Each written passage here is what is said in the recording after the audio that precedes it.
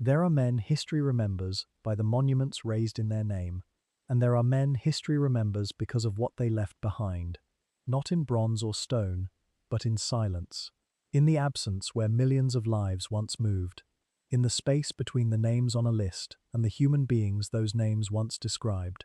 Ernst Kaltenbrunner left behind exactly that kind of silence, a silence so vast, so complete, and so deliberately constructed that for years after the war ended, the world barely knew his name.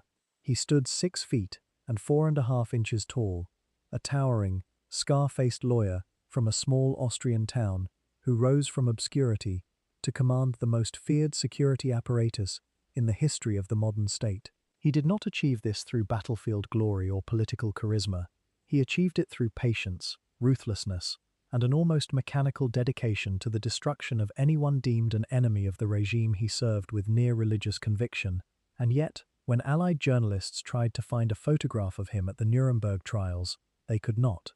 The Reich's own official photographer had nothing usable in his extensive files. Newspaper editors ran the wrong man's face in their coverage. For a man who controlled the Gestapo, the criminal police, the foreign intelligence services, and the administrative apparatus of mass murder across an entire continent, Ernst Kaltenbrunner had achieved something almost impossible. He had remained invisible. This is the story of how he got there. It is a story about a boy from the Austrian provinces who grew into something the world had never quite seen before. A man who wore the title of lawyer and the values of a killer, who could cite legal precedent in the morning and sign execution orders in the afternoon. A man who sat at the very top of the machine that murdered millions, and who, when finally brought to account, looked the judges in the eye and denied everything. If you are watching this late at night, if the world feels too loud and you need somewhere quiet to rest your mind, this documentary is built for those hours. The narration is measured, the pacing is slow and deliberate, but understand what you are resting with: the full, documented, historically verified account of one of the most consequential and least understood figures of the Second World War. He matters, and understanding him, his origins, his choices, and his end, helps us understand how ordinary systems produce extraordinary cruelty. Stay with us. There are 18 chapters ahead. We begin at the beginning, in a small town beside a river, in the last years of the Austro-Hungarian Empire, where a lawyer's son was born into a world that was already beginning to crack apart. If this documentary is helping you sleep and learn, consider subscribing and ringing the bell. Every chapter will be here when you need it. And if you want to go deeper, the full playlist is pinned in the description below. Chapter 1: The Lawyer's Son, Origins, in a Fractured Empire, _.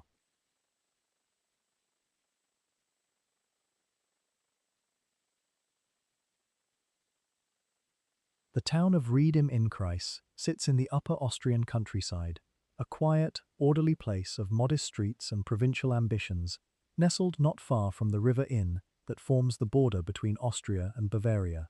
It was the kind of town where family lineage mattered, where a man's profession defined his social standing, and where the political upheavals gathering momentum across Europe still felt, in the early years of the 20th century, like distant noise. Into this world, on the 4th of October 1903, a boy was born to Hugo Kaltenbrunner, a practicing lawyer, and his wife Theresia. They named the boy Ernst. The family roots were in farming. Generations back, the Kaltenbrunners had worked the land, but Hugo had crossed into the professional class, and his household carried with it the cultural weight of educated, nationalist, German-speaking Austria. The world the infant Ernst entered was one already straining under the pressure of its own contradictions. The Austro-Hungarian Empire of 1903 was an enormous, creaking, multi-ethnic construction, a patchwork of languages, loyalties, and competing nationalisms, held together by imperial tradition and Habsburg authority. For German-speaking Austrians in particular, there was a powerful current of feeling that their culture, their language, and their identity were somehow superior to the other nationalities within the empire. Czechs, Slovaks, Hungarians, Poles, Slovenes, and yet were also under threat from them. This feeling had a name: Pan-Germanism. It was not yet a political party, it was a cultural mood, a way of understanding the world as a racial and civilizational struggle, in which the German-speaking people occupied a special, elevated position. Hugo Kaltenbrunner, was an adherent of these ideas, and he raised his son inside them. The walls of the Kaltenbrunner household were, in an intellectual sense, already decorated with the beliefs that would one day make his son famous for the worst possible reasons. Ernst spent his earliest years not in Ried, but in the nearby market town of Raab, where the family relocated during his childhood. It was a smaller, quieter place, and it was there that the boy received his first years of schooling. He was, by all accounts, physically imposing from an early age, large for his age, broad-shouldered, already displaying the physical presence that would define him as an adult. His father moved the family again to the city of Linz on the Danube, the administrative capital of Upper Austria, and it was in Linz that Ernst Kaltenbrunner received his secondary education at the State Realgymnasium, a rigorous academic institution where the curriculum was demanding and the social expectations of the student body were thoroughly nationalist. Linz was a city with particular significance in the cultural imagination of Austrian pan-Germanism. It had also been the childhood home of a certain art student who would later reshape the world. Adolf Hitler had grown up in the same city, attended schools in the same streets, breathed the same particular strain of Austrian nationalist ideology. That Kaltenbrunner and Hitler shared this formative geography was not coincidence. It was the product of a specific cultural ecosystem. The young Kaltenbrunner completed his secondary education in 1921 and enrolled almost immediately in the University of Graz. His first instinct was chemistry, a subject that appealed to his methodical, analytical mind. But within 2 years he had transferred to law, a discipline that suited him better, combining logical precision with the exercise of authority. It was at Graz that Kaltenbrunner's political formation accelerated and sharpened. He joined the Arminia fraternity, a student organization steeped in pan-German nationalism, and he threw himself into campus politics with a ferocity that went beyond academic interest. He participated in demonstrations against Marxism and against what he and his fraternity brothers characterized as the corrupting influence of clerical power in Austrian public life. He became a fencer, a competitive one, and the dueling scars that would mark his face for the rest of his life were acquired in those university years, though some accounts suggest they may have come from a driving accident. Whatever their origin, those scars became, over time, a physical signature, a visual shorthand for the hardness the man cultivated so carefully. It was also at Graz that Kaltenbrunner encountered something that would shape the texture of his adult life far more than any academic course: the world of secret, underground, paramilitary organizing. The nationalist fraternities of the 1920s in Austria were not simply debating clubs. They were training grounds, social networks that blurred the line between student politics and paramilitary preparation, between ideological debate and organized violence. Historian Peter Black, who wrote the most detailed biography of Kaltenbrunner, describes him in these years as bored, lonely, and unfulfilled by ordinary provincial life. A man who found in the energy of organized radical politics the sense of belonging and purpose he could not locate elsewhere. This psychological portrait matters because it offers a more honest account of radicalization than the simpler story of a man born evil. Kaltenbrunner was not born anything exceptional. He was shaped, incrementally, by the culture around him, a culture that rewarded hardness, punished doubt, and offered belonging to those willing to commit fully to its demands. He obtained his doctorate in law in 1926, a genuine academic achievement for a man still in his early 20s. He worked briefly at a law firm in Salzburg before returning to Linz to open his own practice. In the summer of 1929, he joined the Heimwehr, a right-wing paramilitary formation with close ties to what would later become the illegal Nazi SA and SS in Austria. Black writes that this membership fused Kaltenbrunner's emotional need for community with his political convictions in a way that nothing else had. He was no longer merely a man with opinions, he was a man with a network, a uniform, and a cause. The lawyer's office in Linz became, slowly, a secondary concern. His real work was beginning somewhere else entirely. There is a childhood connection that deserves brief mention here, one that history has preserved with a certain grim irony. Among Kaltenbrunner's childhood acquaintances in Linz was a boy named Adolf Eichmann. The two did not grow up together in any sustained way, and the connection should not be overstated. but they inhabited the same provincial world, the same cultural atmosphere, and they would later find each other again at the very highest levels of the apparatus that carried out the systematic murder of European Jews. That two boys from the same streets of Linz ended up in those positions is not a curiosity, it is a data point about the culture that produced them both. By the time Kaltenbrunner crossed into his late 20s, the world he had grown up in was itself dissolving. The global economic depression that followed the crash of 1929 had devastated Austria, as it had devastated everywhere else. Unemployment, social fracture, the collapse of faith in democratic institutions. In Linz, in Upper Austria, in the provincial towns that had shaped Kaltenbrunner's sense of the world, the old order was visibly failing, and in the gap left by that failure, radical movements, on both the left and the right, were rushing to fill the space. For a man already ideologically committed, already networked into paramilitary organizing, already convinced that history was a racial struggle and that the German-speaking peoples were both chosen and threatened, the 1930s were not a crisis. They were an opportunity. On the 18th of October, 1930, Ernst Kaltenbrunner joined the Nazi Party. His membership number was 300,179. The following year, he joined the SS. He was 28 years old. His real life, in the terms that history would later use to define him, had begun. Chapter 2. The Underground Man. Building an Illegal Empire. In Austria.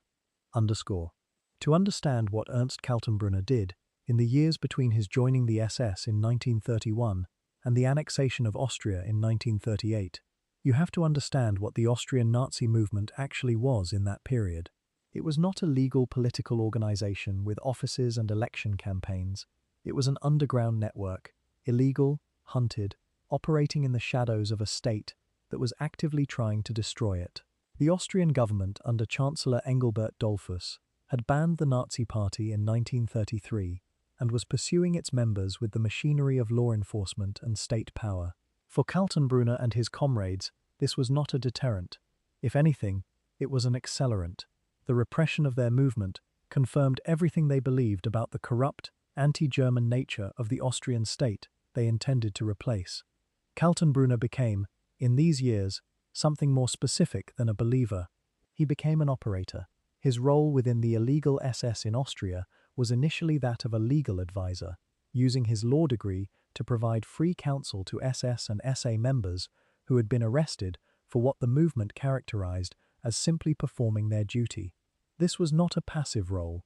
It placed Kaltenbrunner at the intersection of the underground network and the Austrian legal system, giving him detailed knowledge of how the authorities operated, where their weaknesses were, and how to minimize the legal exposure of the movement's activities. By 1932, he had been appointed as a legal consultant to SS Section 8, one of the regional units of the Austrian SS, and he was simultaneously running the National Socialist Lawyers League in Linz. The man who would one day command the entire Reich security apparatus was learning his trade from the ground up, using the tools of the law to protect men who were working to overthrow it. The first serious collision between Kaltenbrunner and the Austrian state came in January 1934, when he was arrested and sent to the Kaisersteinbrück detention camp, along with hundreds of other Austrian Nazis, following a conspiracy uncovered by the Dollfuss government. What happened next is revealing. Kaltenbrunner did not collapse under the pressure of imprisonment. He organized. He led a hunger strike among the detained Nazis, protesting the camp's conditions, the inadequate food, the poor sanitation, the treatment by the guards. The strike worked.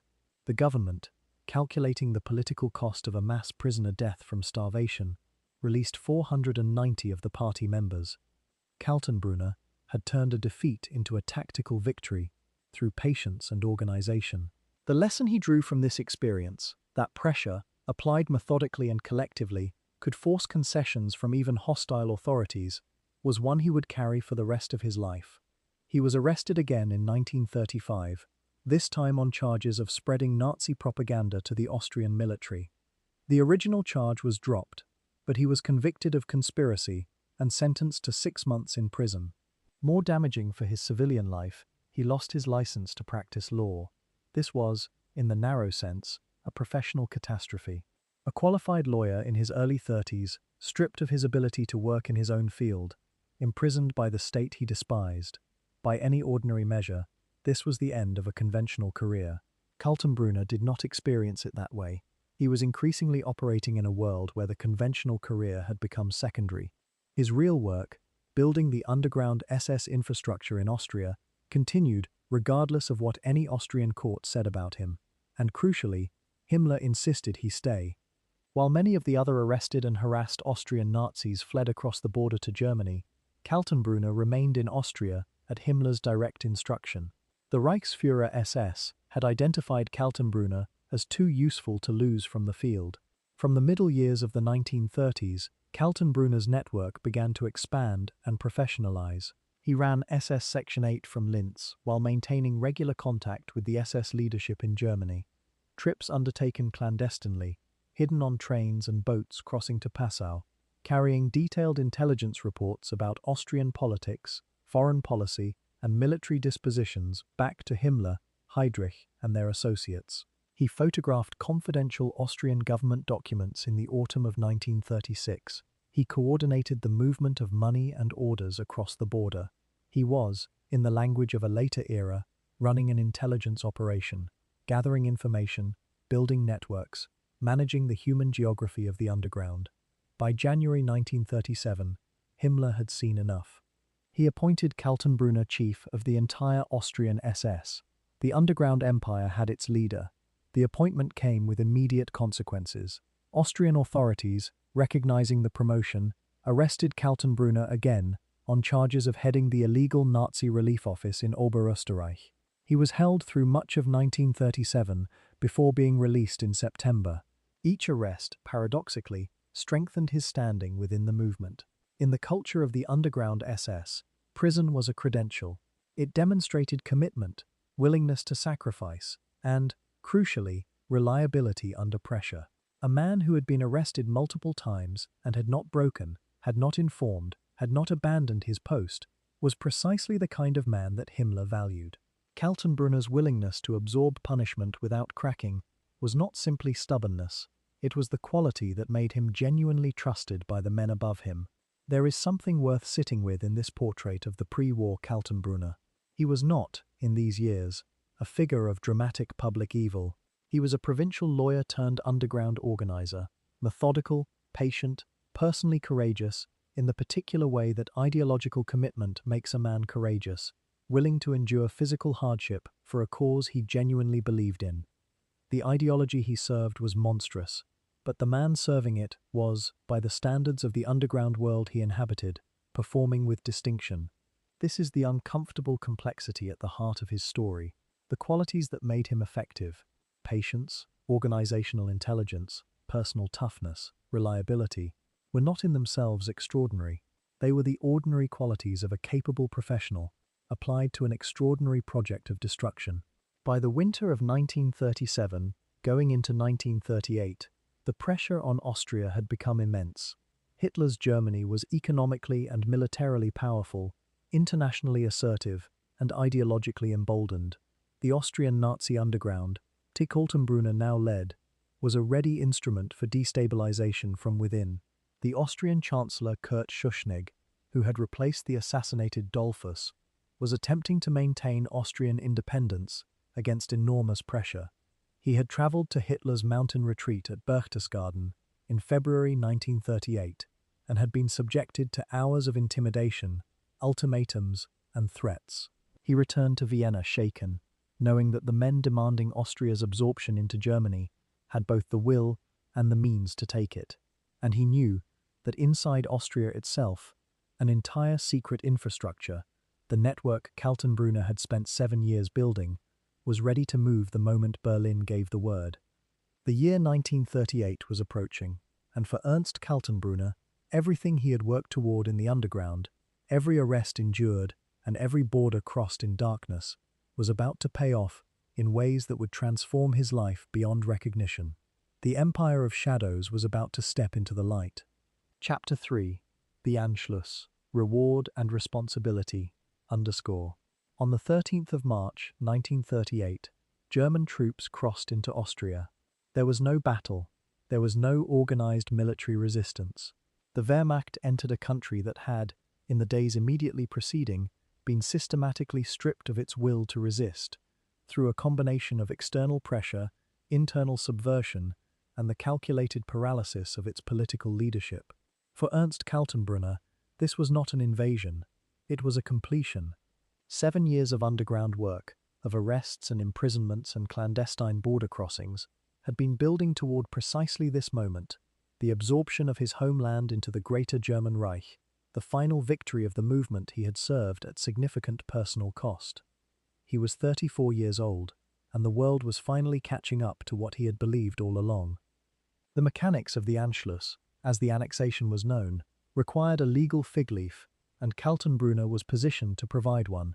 Acting on orders from Hermann Göring, he had worked in the critical days before the German entry to facilitate the handover of Austrian governmental functions to Nazi-sympathetic figures. He was given the role of State Secretary for Public Security in the Seyss-Inquart cabinet, the transitional government that existed for the brief 3-day window between Schuschnigg's resignation and the formal incorporation of Austria into Germany.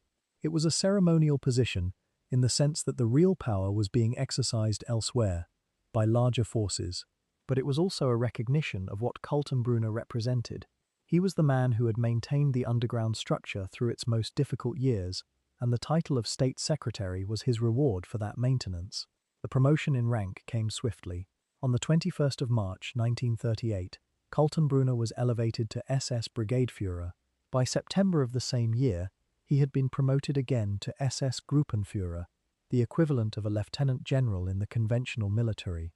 He was elected to the Reichstag as a deputy from the newly designated Austrian region, now called Ostmark. He was appointed higher SS and police leader for the Austrian command, which Himmler designated as SS Oberabschnitt Donau, the Danube region. This was the primary SS administrative command in Austria, giving Kaltenbrunner control over the police and security apparatus of an entire country. The man who had operated in shadows for years now had an official desk, an official title, and official authority over a population of millions. The transition from underground organizer to official administrator was not smooth in every respect. There were structural adjustments, jurisdictional negotiations, the ordinary friction of a new bureaucracy being built on the ruins of an old one. But Kaltenbrunner adapted with the same methodical efficiency that had characterized his underground years. One of his earliest and most consequential acts as an official Austrian figure was the establishment of the Mauthausen-Gusen concentration camp near Linz. Mauthausen was the first Nazi concentration camp opened on Austrian soil following the Anschluss, a purpose-built facility for political enemies, racial undesirables, and anyone else the new order designated as a threat. Its construction was not incidental to the Kaltenbrunner story. It was a direct expression of his administrative priorities. The infrastructure of repression needed to be built immediately, before any resistance could organize. Mauthausen would go on to become one of the most brutal camps in the entire Nazi system, a place where tens of thousands of people died from forced labor, starvation, disease, and direct killing. Its quarry, where prisoners were worked to exhaustion and beyond, would become one of the defining images of Nazi camp brutality. Kaltenbrunner did not personally design the camp's operations in their later extremity, but he created the structure. He identified the need, secured the location, and set the administrative wheels in motion. In the language of bureaucratic responsibility, Mauthausen was his project, a permanent, physical monument to what he believed should be done with the enemies of his movement. And he would inspect it again, years later, in circumstances that would be directly cited in his Nuremberg indictment. Among the immediate practical matters following the Anschluss was the question of Austria's Jewish population. Vienna was one of the most significant Jewish communities in all of Europe, culturally rich, economically established, and utterly vulnerable to the new order that had just arrived from Berlin. Kaltenbrunner's position as the senior security and police figure in Austria placed him in direct administrative oversight of what happened to that community.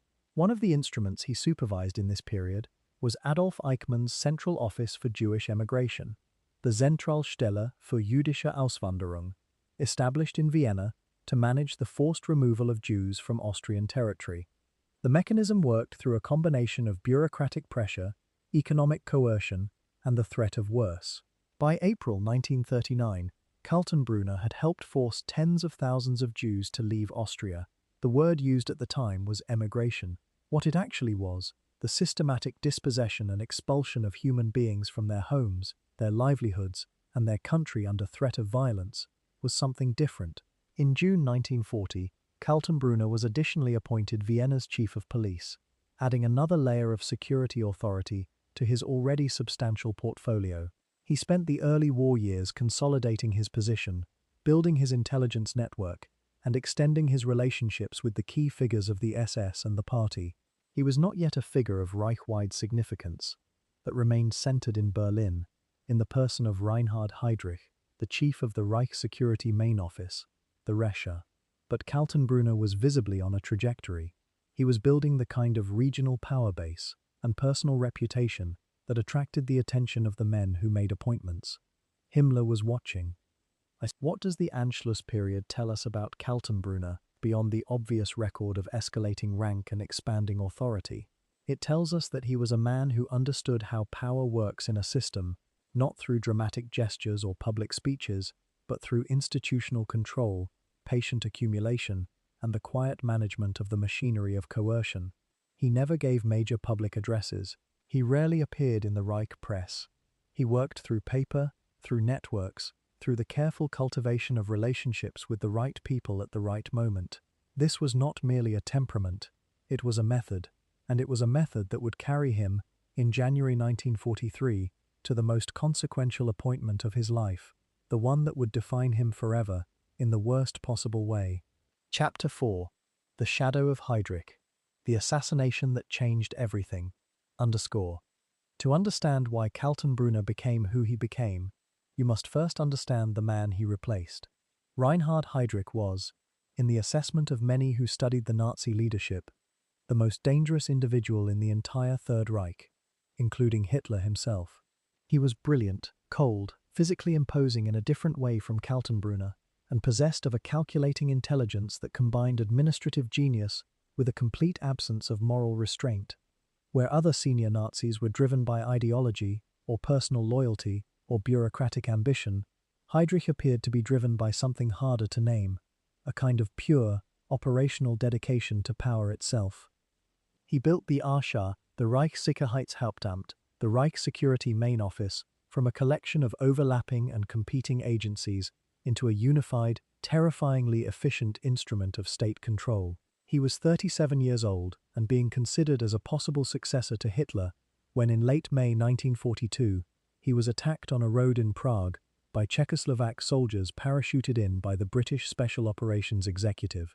Heydrich had been serving as acting Reich protector of Bohemia and Moravia, effectively the Nazi overlord of what had been Czechoslovakia, and had developed a habit of commuting to his office in an open car, without the kind of heavy security escort that his actual position warranted. It was a characteristic gesture of contemptuous self-confidence. He believed himself untouchable, and he drove through the streets of Prague without armored protection as a statement of that belief. The soldiers who attacked his vehicle, Josef Gabčík and Jan Kubiš, threw a modified anti-tank grenade as his car slowed on a sharp bend. The detonation wounded Heydrich with fragments, and though he initially appeared to be recovering, septic infection set in. He died on the 4th of June 1942. The man who had been the architect of much of what would become the Holocaust, who had chaired the Wannsee Conference earlier that year, where the logistics of mass murder were formalized and coordinated, was gone. The Nazis responded to Heydrich's assassination with a fury that demonstrated exactly the kind of power his office had wielded.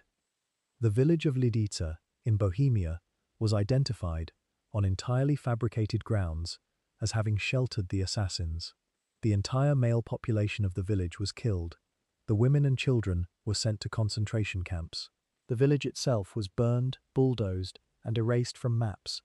Thousands of Czechs across the Protectorate were executed in the weeks that followed. The terror that Heydrich had built and personified was now being deployed in his name, posthumously, as a demonstration of what the SS considered appropriate grief. It was also a demonstration of institutional power. The Russia did not need Heydrich to function. The machine he had built could sustain and extend itself without him, for a time, under the acting management of Himmler himself. But a permanent replacement was needed.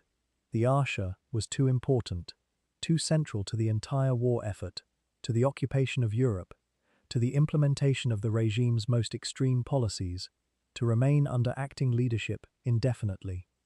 Himmler considered the available candidates carefully.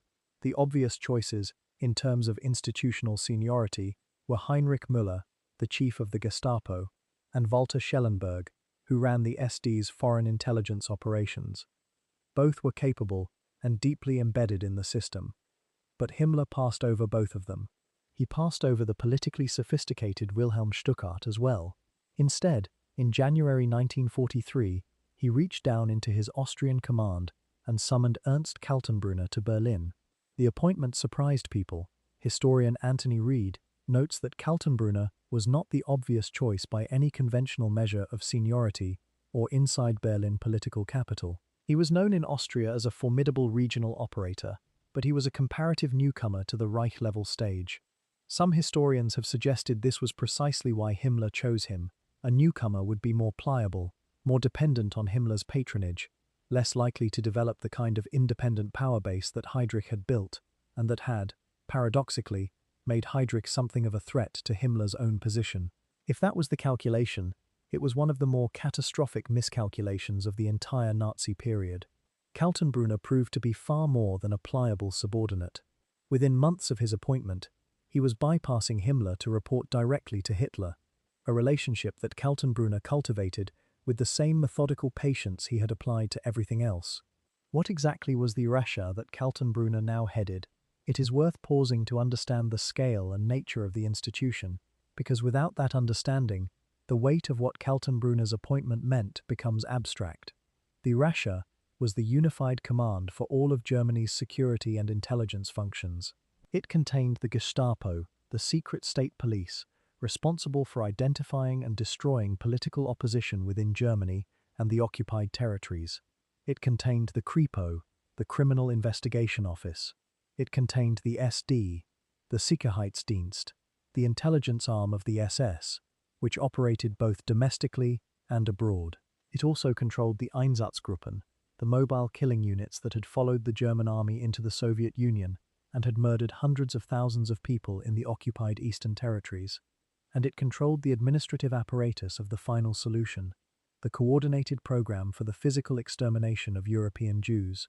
Kaltenbrunner inherited all of this. The new RSHA chief arrived in Berlin in January 1943 to find a machine already in motion. The exterminations at the camps in occupied Poland, Auschwitz, Treblinka, Sobibor, Belzec, Chelmno, were underway. The Einsatzgruppen operations in the east had been operating for more than a year. The bureaucratic infrastructure for identifying, registering, rounding up, and transporting Jewish populations across every German-occupied and German-influenced territory in Europe was functioning. Kaltenbrunner did not build this system, he inherited it. But he ran it. He expanded it. He signed the orders that kept it moving. And he did so not reluctantly, as a man cornered by circumstance, but with the conviction of someone who had been building his career toward exactly this kind of institutional authority for more than a decade. Here is the shadow of Heydrich, not the ghost of a man, but the ghost of a system. Heydrich had designed an institution so self-sustaining, so deeply embedded in the bureaucratic and military fabric of the Reich, that it could absorb a leadership transition and continue functioning without interruption. Kaltenbrunner inherited a shadow cast by someone else.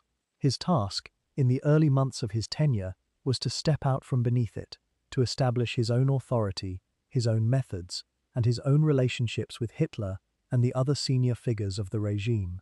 He would do this, and he would do it effectively, but the path he walked to assert his authority would lead, inexorably, deeper into the operations of mass murder than even Heydrich had taken the office. The shadow would not shrink, it would grow. Chapter 5. The Man at the Top, Running the Machine of Terror, _. The first weeks of Kaltenbrunner's tenure as chief of the RSHA were, by all institutional accounts, a period of careful positioning. He was new to Berlin, new to the Reich-level political environment, and acutely aware that he was being measured against a predecessor who had been considered the second most powerful man in Germany. He moved quickly on several fronts simultaneously, consolidating his personal relationships with Hitler, asserting authority over the competing baronies within the RSHA, and, most significantly for his own ambitions, working to bring the Abwehr, the Wehrmacht's military intelligence service, under Admiral Wilhelm Canaris, under RSHA control. This last project was something Heydrich had begun and Kaltenbrunner would complete. By 1944, the Abwehr had been effectively absorbed into the RSHA, with its remnants restructured as the RSHA's own military intelligence section. Kaltenbrunner had inherited Heydrich's empire and then extended it. One of the most consequential early decisions of Kaltenbrunner's tenure was his immediate tightening of the security grip within Germany itself. He was aware, through the RSHA's own intelligence reporting, that the Allied bombing campaigns were eroding civilian morale, that the Eastern Front was not developing as propaganda had promised, and that the historical memory of the home front collapse at the end of the First World War, the so-called stab in the back, haunted the Nazi leadership. Another collapse from within was their deepest institutional fear. Kaltenbrunner's response was characteristic. More surveillance, more arrests, more executions of those deemed defeatist or disloyal. The Gestapo under his direction became even more aggressive in pursuing ordinary Germans who made private comments about the war, wrote letters expressing doubt, or failed to display sufficient public enthusiasm for the regime. The machinery of internal repression that had always been a feature of the Nazi state was placed into higher gear.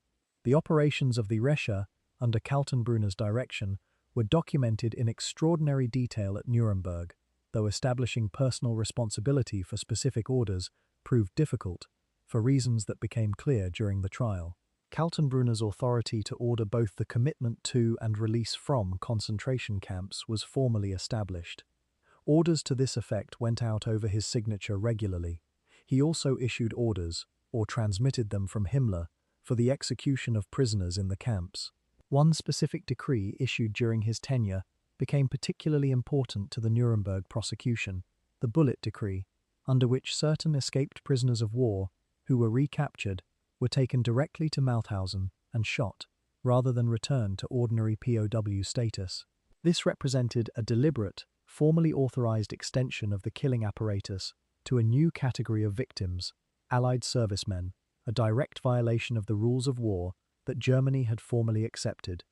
The summer of 1943 brought Kaltenbrunner back to the place he had helped build before the war, Mauthausen concentration camp, now expanded into the Mauthausen-Gusen complex, one of the most extensive and deadly in the entire Nazi system.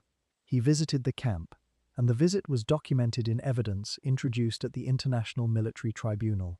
15 prisoners were selected by the detention chief to demonstrate for Kaltenbrunner 3 methods of killing: by a gunshot to the back of the neck, by hanging, and by gassing. After the demonstrations, Kaltenbrunner toured the crematorium. He then visited the quarry, the site where prisoners were worked to death under conditions of deliberate brutality. He left without issuing any orders to stop, change, or moderate what he had seen. He had seen exactly what was happening, and he had seen it on a guided tour arranged specifically for his benefit. In October of 1943, Kaltenbrunner sent a message to Herbert Kappler, the senior German police and security figure in Rome, stating that the eradication of the Jews in Italy was of special interest to general security. 4 days later, Kappler's SS and police units began rounding up and deporting Rome's Jewish community. Trains carrying more than 1,000 people departed for Auschwitz. The connection between Kaltenbrunner's communication and the timing of the Rome deportation was not circumstantial. It was the operating mechanism of the RSHA. The center issued the priority. The field units responded with action. Kaltenbrunner was the center. This pattern would repeat itself across the occupied territories and Germany's satellite and allied states for the remaining years of the war. Perhaps the most numerically significant single episode during Kaltenbrunner's tenure as RSHA chief was the deportation of Hungary's Jews in 1944. Hungary had been a German ally throughout the war, and its Jewish population, estimated at 750,000 people, had survived the first years of the conflict with relative, if precarious, safety. In the spring of 1944, Hitler summoned Hungary's regent, Admiral Miklos Horthy, to Klesheim Castle near Salzburg, where intense pressure was applied to force Hungary into closer integration with Germany's war effort and its racial policies. Kaltenbrunner was present for these negotiations. When Horthy was finally escorted out, Kaltenbrunner accompanied him on part of the journey back to Hungary. Adolf Eichmann traveled in the same convoy, bringing with him a special Einsatzkommando unit whose purpose was to begin the immediate roundup and deportation of Hungarian Jews. Within weeks, trains were running from Hungary to Auschwitz, in numbers that strained the camp's own administrative capacity. In under 3 months, more than 400,000 Hungarian Jews were deported. The majority were killed on arrival. Kaltenbrunner had been in the room where the decision was made. The scale of what the RSHA administered under Kaltenbrunner's direction between January 1943 and the end of the war in May 1945 is almost impossible to hold in the mind as a single coherent fact. The Nuremberg Tribunal judgment, in its findings on Kaltenbrunner, noted that during his tenure as head of the RSA, the organization was engaged in a widespread program of war crimes and crimes against humanity, a program that included the murder of Soviet prisoners of war, the persecution and execution of civilian populations in occupied territories, the systematic torture and deportation of resistance members, the killing of Allied parachutists under the Commando Order, and the continued administration of the final solution, under which approximately 6 million Jews were murdered, of whom 2 million were killed by Einsatzgruppen and similar units under Russia control. Yet Kaltenbrunner himself remained largely invisible to the outside world throughout this period. He gave no major public speeches. His name appeared in public print rarely, if at all. Even within Germany, he was known primarily in professional and official circles. He operated exactly as a security and intelligence chief was supposed to operate, in the background, controlling the machinery, signing the papers, building the relationships that kept the system running. His obscurity was not accidental. It was professional pride, and it would serve him at Nuremberg, at least initially, in his attempts to deny that any of this had anything to do with him. Chapter 6. The July Plot. Hunting the Conspirators from Within, On the 20th of July, 1944, a briefcase containing an explosive device was placed beneath a heavy oak conference table inside a wooden building at Hitler's wartime headquarters, the Wolf's Lair, the Wolf's Schanze, in the forests of East Prussia.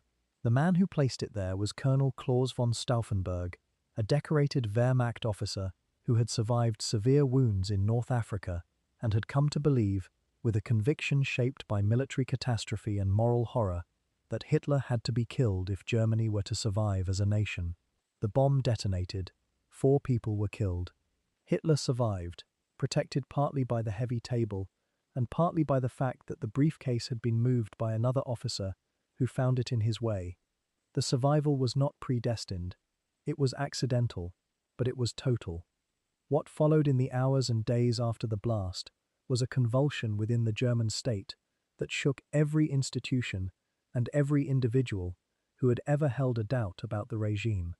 Kaltenbrunner was summoned immediately to the Wolf's Lair by Hitler personally to take charge of the investigation. This was, in itself, a significant statement of where Kaltenbrunner stood in Hitler's personal hierarchy. The investigation of an attempted assassination of the Führer was not delegated to a subordinate. It was given to the man Hitler trusted most among the security apparatus, a man who had known Hitler since the shared world of their Austrian youth, who had served without wavering, and who could be relied upon to pursue the investigation with maximum ferocity. The investigation that Kaltenbrunner oversaw was comprehensive and brutal. Once it became clear that the bombing had been the detonation point of a broader conspiracy, a planned military coup that had involved officers at the very highest levels of the Wehrmacht command, Himmler and Kaltenbrunner both had to move carefully. The military was not technically under RSHA jurisdiction. The Gestapo's writ ran through the civilian and occupied territories, but the Wehrmacht was a separate constitutional entity. The coup's failure resolved this delicacy quickly. Once the plotters were identified and neutralized, there was no longer a question of institutional jurisdiction. The investigation became a purge. The purge became, in its own way, a second and smaller war, conducted by the RSHA against the Wehrmacht officer class. The numbers that emerged from the aftermath of the 20th of July were staggering in their own right. An estimated 5,000 people were eventually executed in connection with the plot. Not all of them proven conspirators, not all of them even directly involved. Many were family members of suspects, or individuals whose names had appeared in the papers and communications of the arrested conspirators, or people who had known the wrong person at the wrong time. The principle was collective punishment. The regime intended the scale of the reprisal to serve as a deterrent against any future attempt. Kaltenbrunner was the instrument through which that principle was operationalized. He called for the executions. He presided over the investigation machinery. He was the man whose office processed the names, the evidence, and the orders. Among the most consequential threads of the investigation was the discovery of the Zossen documents. Hidden in a safe at the former Abwehr headquarters at Zossen-Brandenburg was an archive that the conspirators had been building since at least 1933, detailed records of Nazi crimes, coup planning materials, and evidence of complicity by figures at the very top of the regime and military command. The existence of this archive demonstrated something deeply uncomfortable. That knowledge of what the regime was doing had been widespread among people who had publicly supported it, and that opposition to Hitler had existed, in organized form, far longer and far deeper within the military establishment than anyone had publicly acknowledged. On the 22nd of September 1944, Kaltenbrunner's men discovered the documents, and he reported to Martin Bormann that concrete plans to overthrow Hitler had existed as far back as the Blomberg-Fritsch crisis of February 1938. He personally supervised their transport to Schloss Mittersill in the Tyrol, and then had them burned. The destruction was not random or panicked. It was a considered decision. Some of the documents implicated figures, like Abwehr Chief Wilhelm Canaris, who had already been arrested and would face trial. Their destruction might seem to have weakened the prosecution case. But Kaltenbrunner's calculation was almost certainly different. Those documents also contained material that was dangerous to the RSHA, to the SS, and potentially to Kaltenbrunner himself.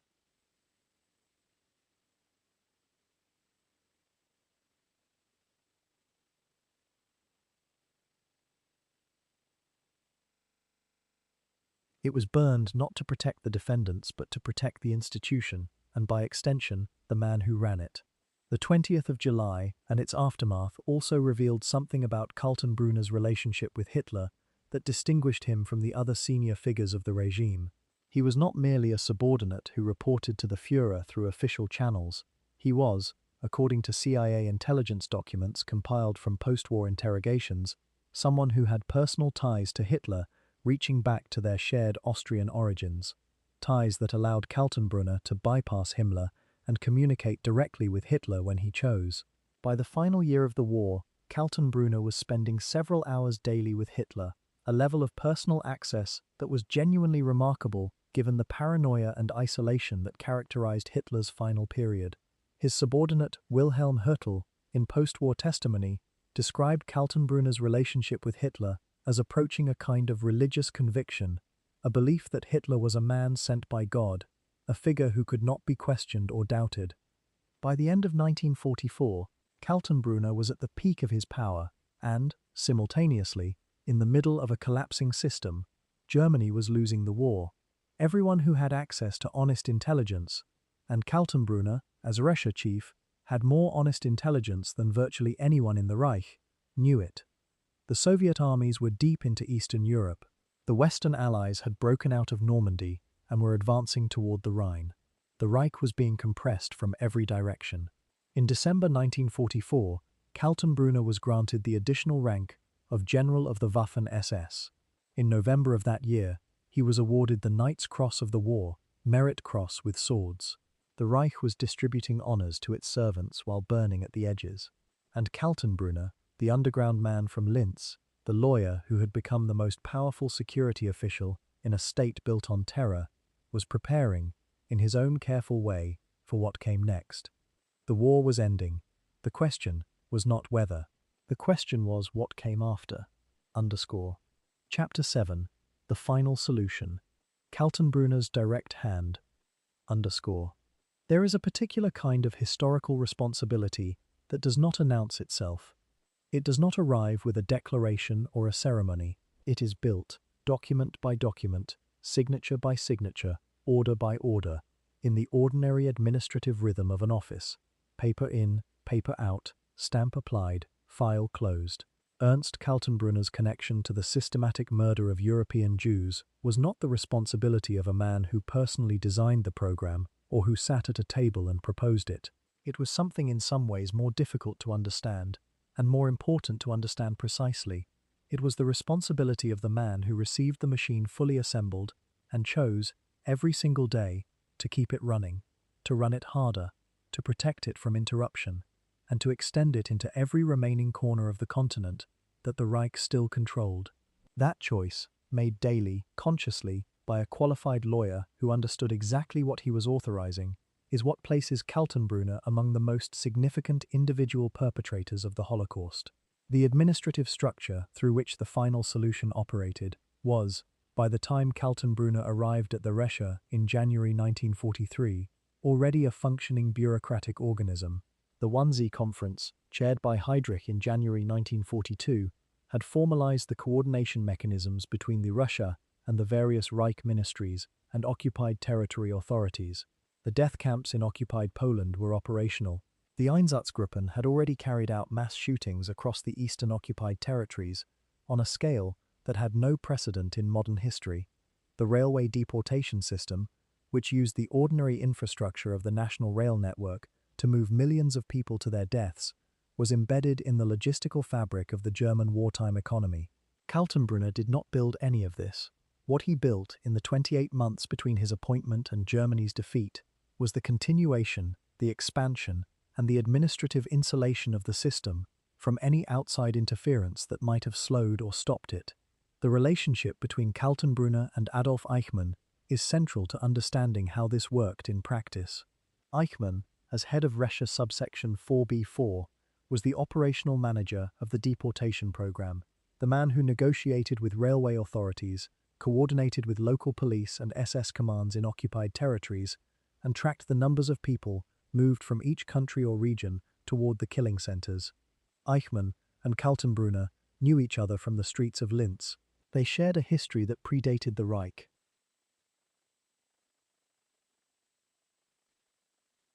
But the professional relationship between them during the war was not one of old friends working together easily. It was a relationship of superior and subordinate, formal and instrumentalized, in which Kaltenbrunner provided the institutional cover and the top-level authority, and Eichmann provided the logistical execution.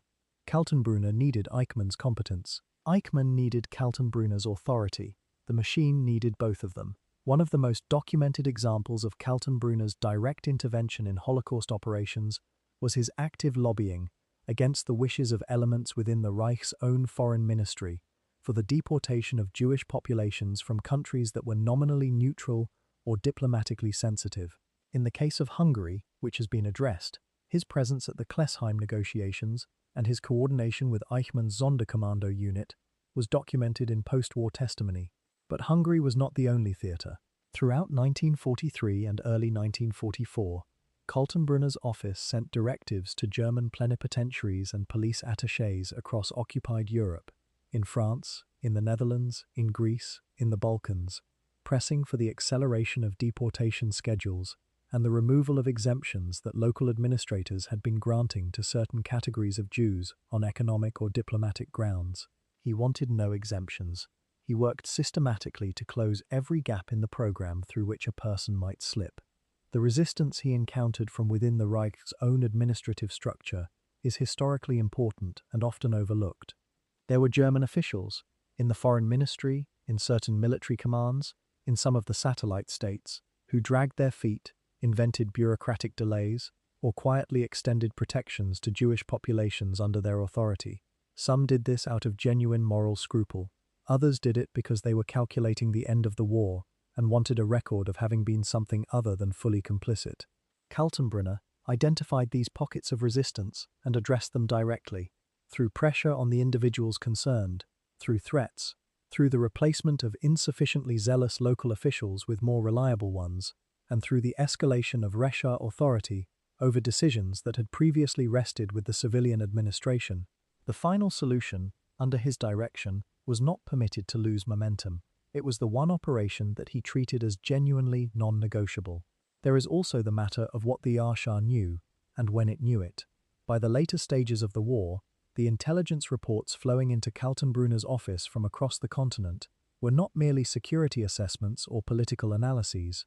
They included regular updates on the operational status of the killing centers, the processing capacity of individual camps, the numbers of transports arriving, and the pace at which they were being handled. Kaltenbrunner was an intelligence professional. He read his reports. He understood what the numbers meant.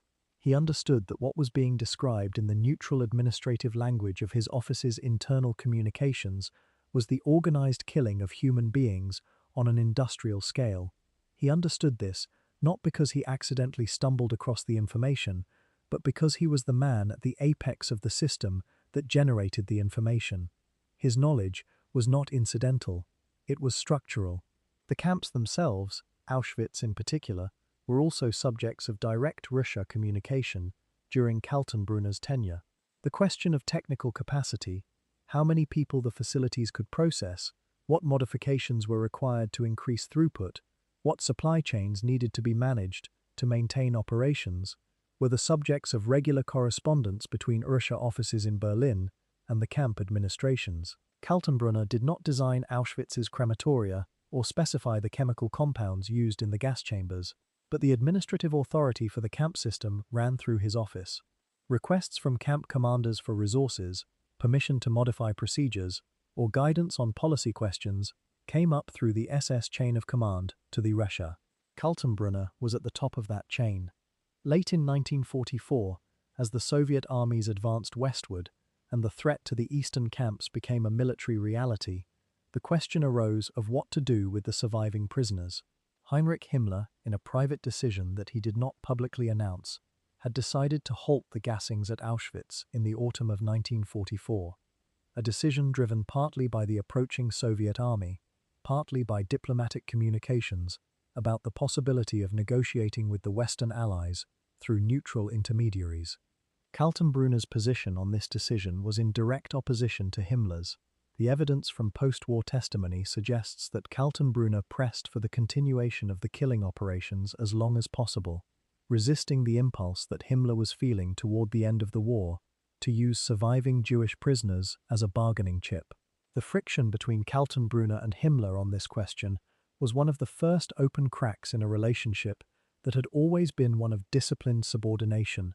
The death marches of the final months of the war, the forced movement of concentration camp prisoners across the collapsing Reich, in winter, without adequate food, shelter, or clothing, were the last operational phase of the system Kaltenbrunner oversaw. Tens of thousands of people died on these marches, killed by exhaustion, exposure, starvation, and direct shooting by their guards. The marches were not a bureaucratic accident or an unanticipated side effect of chaotic conditions. They were an administered program. Orders went out about the movement of prisoners, about what should happen to those who could not keep pace, about what the acceptable outcomes were. Those orders, or the authority for those orders, ran through the RSHA. In the final months of the Reich's existence, Kaltenbrunner was still running the machinery of murder right up to the moment the machinery had no more territory left to operate in. And yet, and this must be stated clearly, because it is historically significant, Kaltenbrunner at Nuremberg denied all of it. He denied having issued the orders. He denied knowledge of the specific operations. He denied responsibility for what his subordinates had done. He positioned himself as an intelligence and security official who had limited knowledge of the administrative details of the camp system, and who had certainly not issued the personal orders that the prosecution attributed to him. He did this under oath, in front of judges who had the documentary record.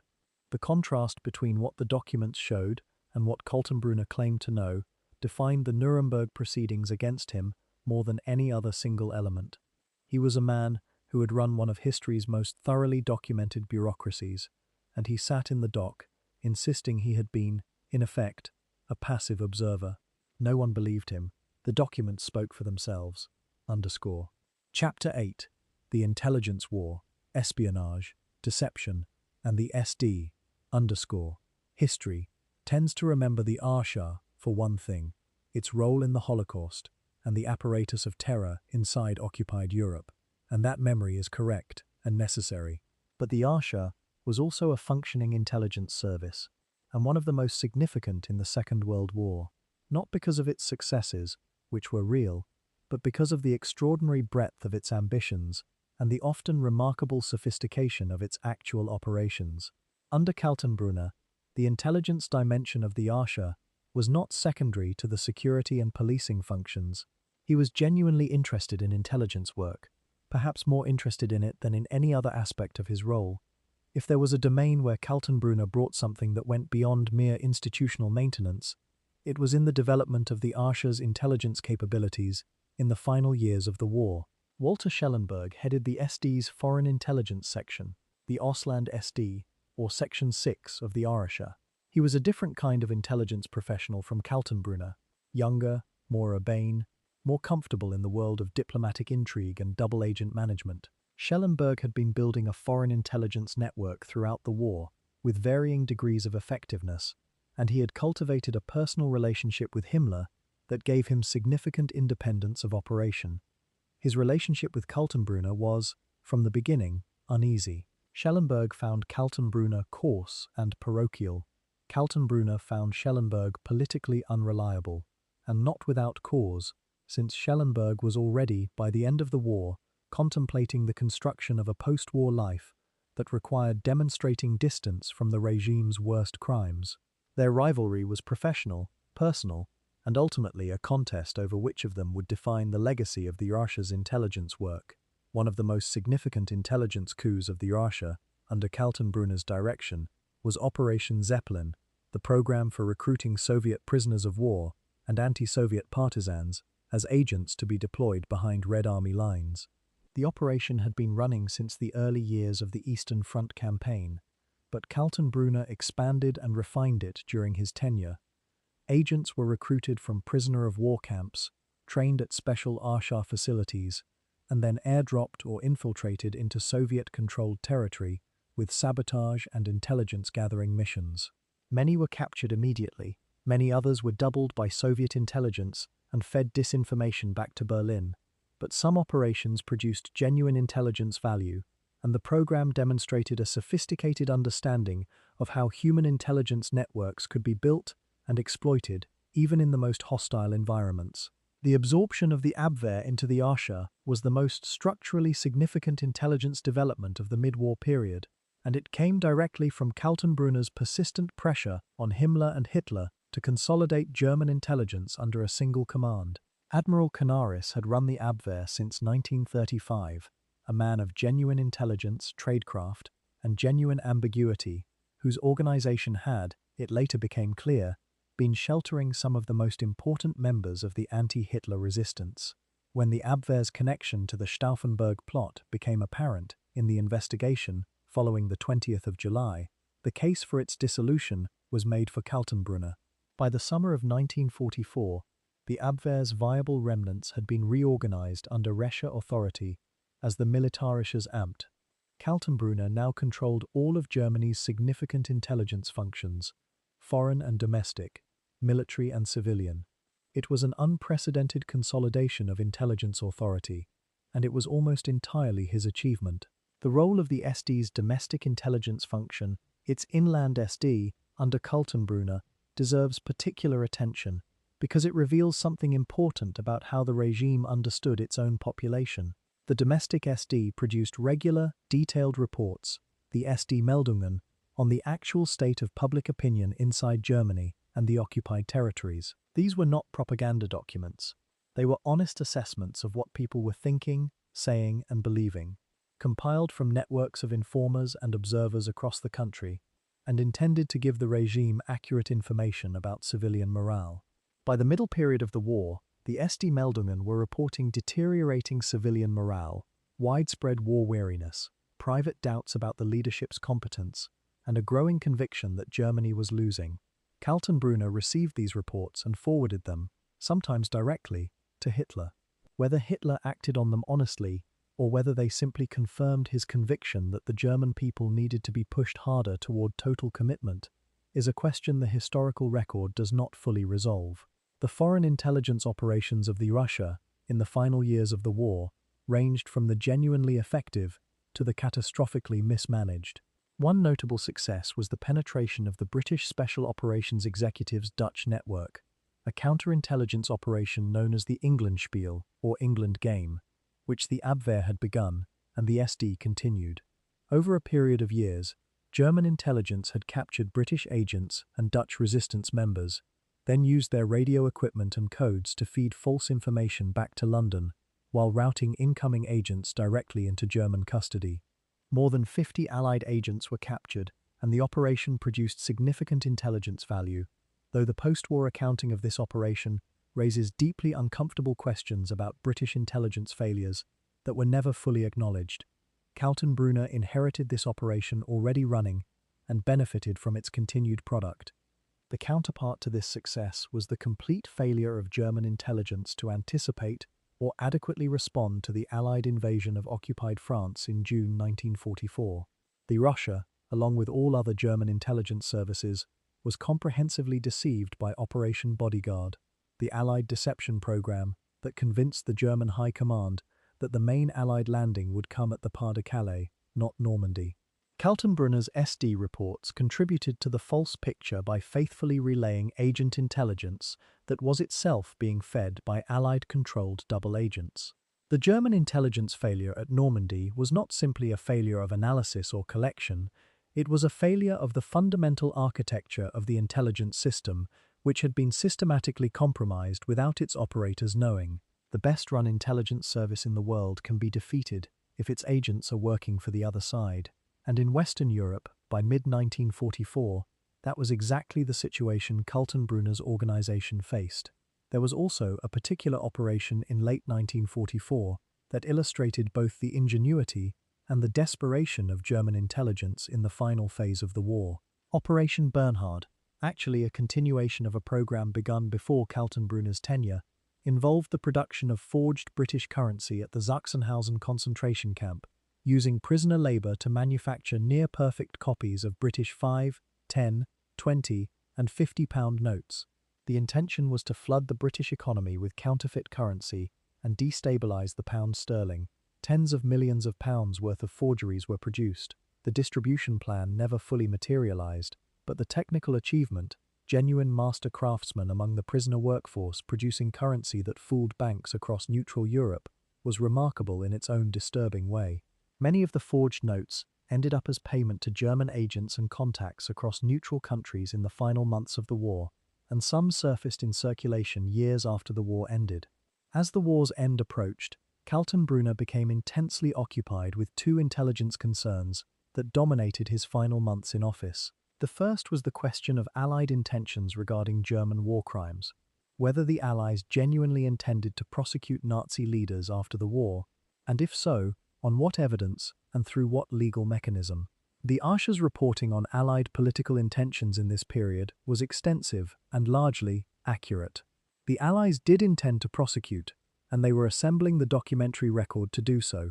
This intelligence contributed to the frantic document destruction operations of the final weeks of the war, including the burning of RSHA files across multiple locations. The second concern was the possibility of negotiating a separate peace with the Western Allies through neutral channels that would allow Germany to turn its full military attention to the Soviet Union. Schellenberg was involved in these approaches through Swedish and Swiss intermediaries. Kaltenbrunner regarded these efforts with deep suspicion, partly because he genuinely believed in continued resistance, and partly because he was aware that Himmler was promoting them, and he had come to distrust Himmler's judgment in the final months of the Reich. The intelligence dimensions of Kaltenbrunner's tenure ultimately reinforced the same conclusion that every other dimension of his career points toward. He was an exceptionally capable institutional operator, a man of genuine professional competence, who applied those capabilities fully and without reservation in the service of a state committed to mass murder. His intelligence work was not separate from his security work. They were two functions of the same machine, operated by the same hands, for the same ultimate purpose. And when the machine finally stopped, when the Reich it had served collapsed around him, Kaltenbrunner went not to a bunker, but to a mountain, carrying what he believed he might need to survive what came next. Chapter 9. Himmler's Shadow, a relationship built on ambition and friction. Every powerful man in the Third Reich operated within a web of relationships that were simultaneously collegial and competitive, professionally dependent and personally suspicious. The Nazi state was not a conventional hierarchy with clear lines of command and reliable institutional loyalty. It was, by deliberate design, a system of competing power centers, overlapping jurisdictions, rival agencies, personal loyalties running directly to Hitler over the heads of institutional chains that Hitler himself had engineered to prevent any single figure from accumulating enough independent power to threaten his position. Within that system, the relationship between Ernst Kaltenbrunner and Heinrich Himmler was one of the most important and least examined partnerships of the entire regime. It was a relationship built on mutual need, mutual use, and, as the war deteriorated, mounting mutual suspicion. Himmler had been the architect of the entire SS empire. He had built it from a small personal bodyguard unit in the late 1920s into the most powerful organization in the Reich, controlling the concentration camps, the Waffen-SS military formations, the police apparatus, the intelligence services, and the economic enterprises that made the SS financially semi-autonomous from the state budget. He was, in the formal organizational chart, Kaltenbrunner's superior. Kaltenbrunner reported to Himmler. Himmler reported to Hitler. This was the official structure, and in the early years of Kaltenbrunner's tenure as RSHA chief, the relationship worked largely within this structure. Kaltenbrunner ran the RSHA's operations with considerable independence, but major policy questions were cleared with Himmler, and Kaltenbrunner did not attempt to operate in Himmler's domains without permission. The dynamic began to shift in the aftermath of the 20th of July 1944. Himmler's response to the assassination plot had been, in the immediate term, effective. He was appointed Commander-in-Chief of the Reserve Army, giving him formal military authority that he had never previously held. But the July plot had also shaken Himmler in ways that were not immediately visible. It had demonstrated that resistance to Hitler existed at the highest levels of the military, a fact that Himmler, as the man nominally responsible for internal security, had failed to detect and prevent. Hitler's private confidence in Himmler, though never openly expressed as a rebuke, was visibly diminished. Kaltenbrunner, as the man who had actually run the investigation into the plot and had delivered its results directly to Hitler, emerged from the crisis with an enhanced personal standing at the Führer's court. He had not replaced Himmler, but he had established a direct channel to Hitler that bypassed Himmler entirely, and he used it. Himmler's deepening personal crisis in the final year of the war is one of the more psychologically complex stories in the entire history of the Reich. By late 1944, Himmler, the man who had built the apparatus of mass murder and run it for more than a decade, had begun to believe that he might have a future after Hitler, and that this future required demonstrating to the Western Allies that he was a man they could do business with. He was in contact through neutral intermediaries, including Swedish Red Cross official Count Folke Bernadotte, about the possibility of negotiating the release of concentration camp prisoners as a gesture of good faith. He was simultaneously promoting Schellenberg's peace-feeler operations, and he had begun, quietly, to discuss with inner circle figures the possibility of Hitler's incapacity, a line of thought that, in the paranoid atmosphere of the final Reich, was practically treasonous. Kaltenbrunner knew about much of this, through his own intelligence channels. His response was complicated by his personal convictions and his institutional loyalties. He genuinely believed, or had convinced himself, that Germany could still achieve a negotiated outcome through continued resistance, not through surrender, but through making the cost of final defeat high enough that the Western Allies might separate from the Soviet Union and offer terms. This was a fantasy that the military situation did not support, but it was a fantasy that suited both his ideology and his personal position. If Germany fought on, Kaltenbrunner remained valuable and necessary. If Germany sued for peace through Himmler's channels, Kaltenbrunner, who had worked to continue the Holocaust as late as humanly possible and who had no credentials as a moderate or a pragmatist, had nothing to offer the Allies and everything to fear from them. His interest in continued resistance was not separable from his interest in self-preservation. The open break between Kaltenbrunner and Himmler came in April 1945, in the final weeks of the Reich's existence. Hitler, by this point confined to the Führerbunker beneath the Reich Chancellery in Berlin, received intelligence, from Kaltenbrunner's sources, that Himmler was engaged in direct unauthorized negotiations with the Western Allies through Count Bernadotte. The intelligence was accurate. Himmler had met with Bernadotte in Sweden and had made explicit overtures for a separate peace. When Hitler received this information, his reaction was one of total, consuming fury. He immediately stripped Himmler of all his offices: Reichsführer of the SS, Chief of the German Police, Commander of the Reserve Army, every title and function Himmler had accumulated over 2 decades of loyal service, and ordered his arrest. The man who had built the SS empire was declared a traitor in the bunker's final days. Kaltenbrunner had, whether by deliberate action or through the ordinary functioning of the intelligence reporting chain, delivered the information that destroyed Himmler. Was it deliberate? This question has occupied historians for decades, and the honest answer is that the evidence is insufficient for a definitive conclusion. What can be said is that Kaltenbrunner had both the information and the access to deliver it to Hitler, and that he did so at a moment when doing so served his own interest, his positioning as the last reliable senior security figure of the collapsing Reich. Whether the delivery was a calculated act of betrayal or simply a routine intelligence report that happened to have catastrophic consequences for Himmler depends on how one reads the character of a man who had never previously shown reluctance to use institutional processes for personal advancement. Kaltenbrunner's biographer, Peter Black, stops short of asserting deliberate betrayal, but notes that Kaltenbrunner was certainly aware of what the information would do.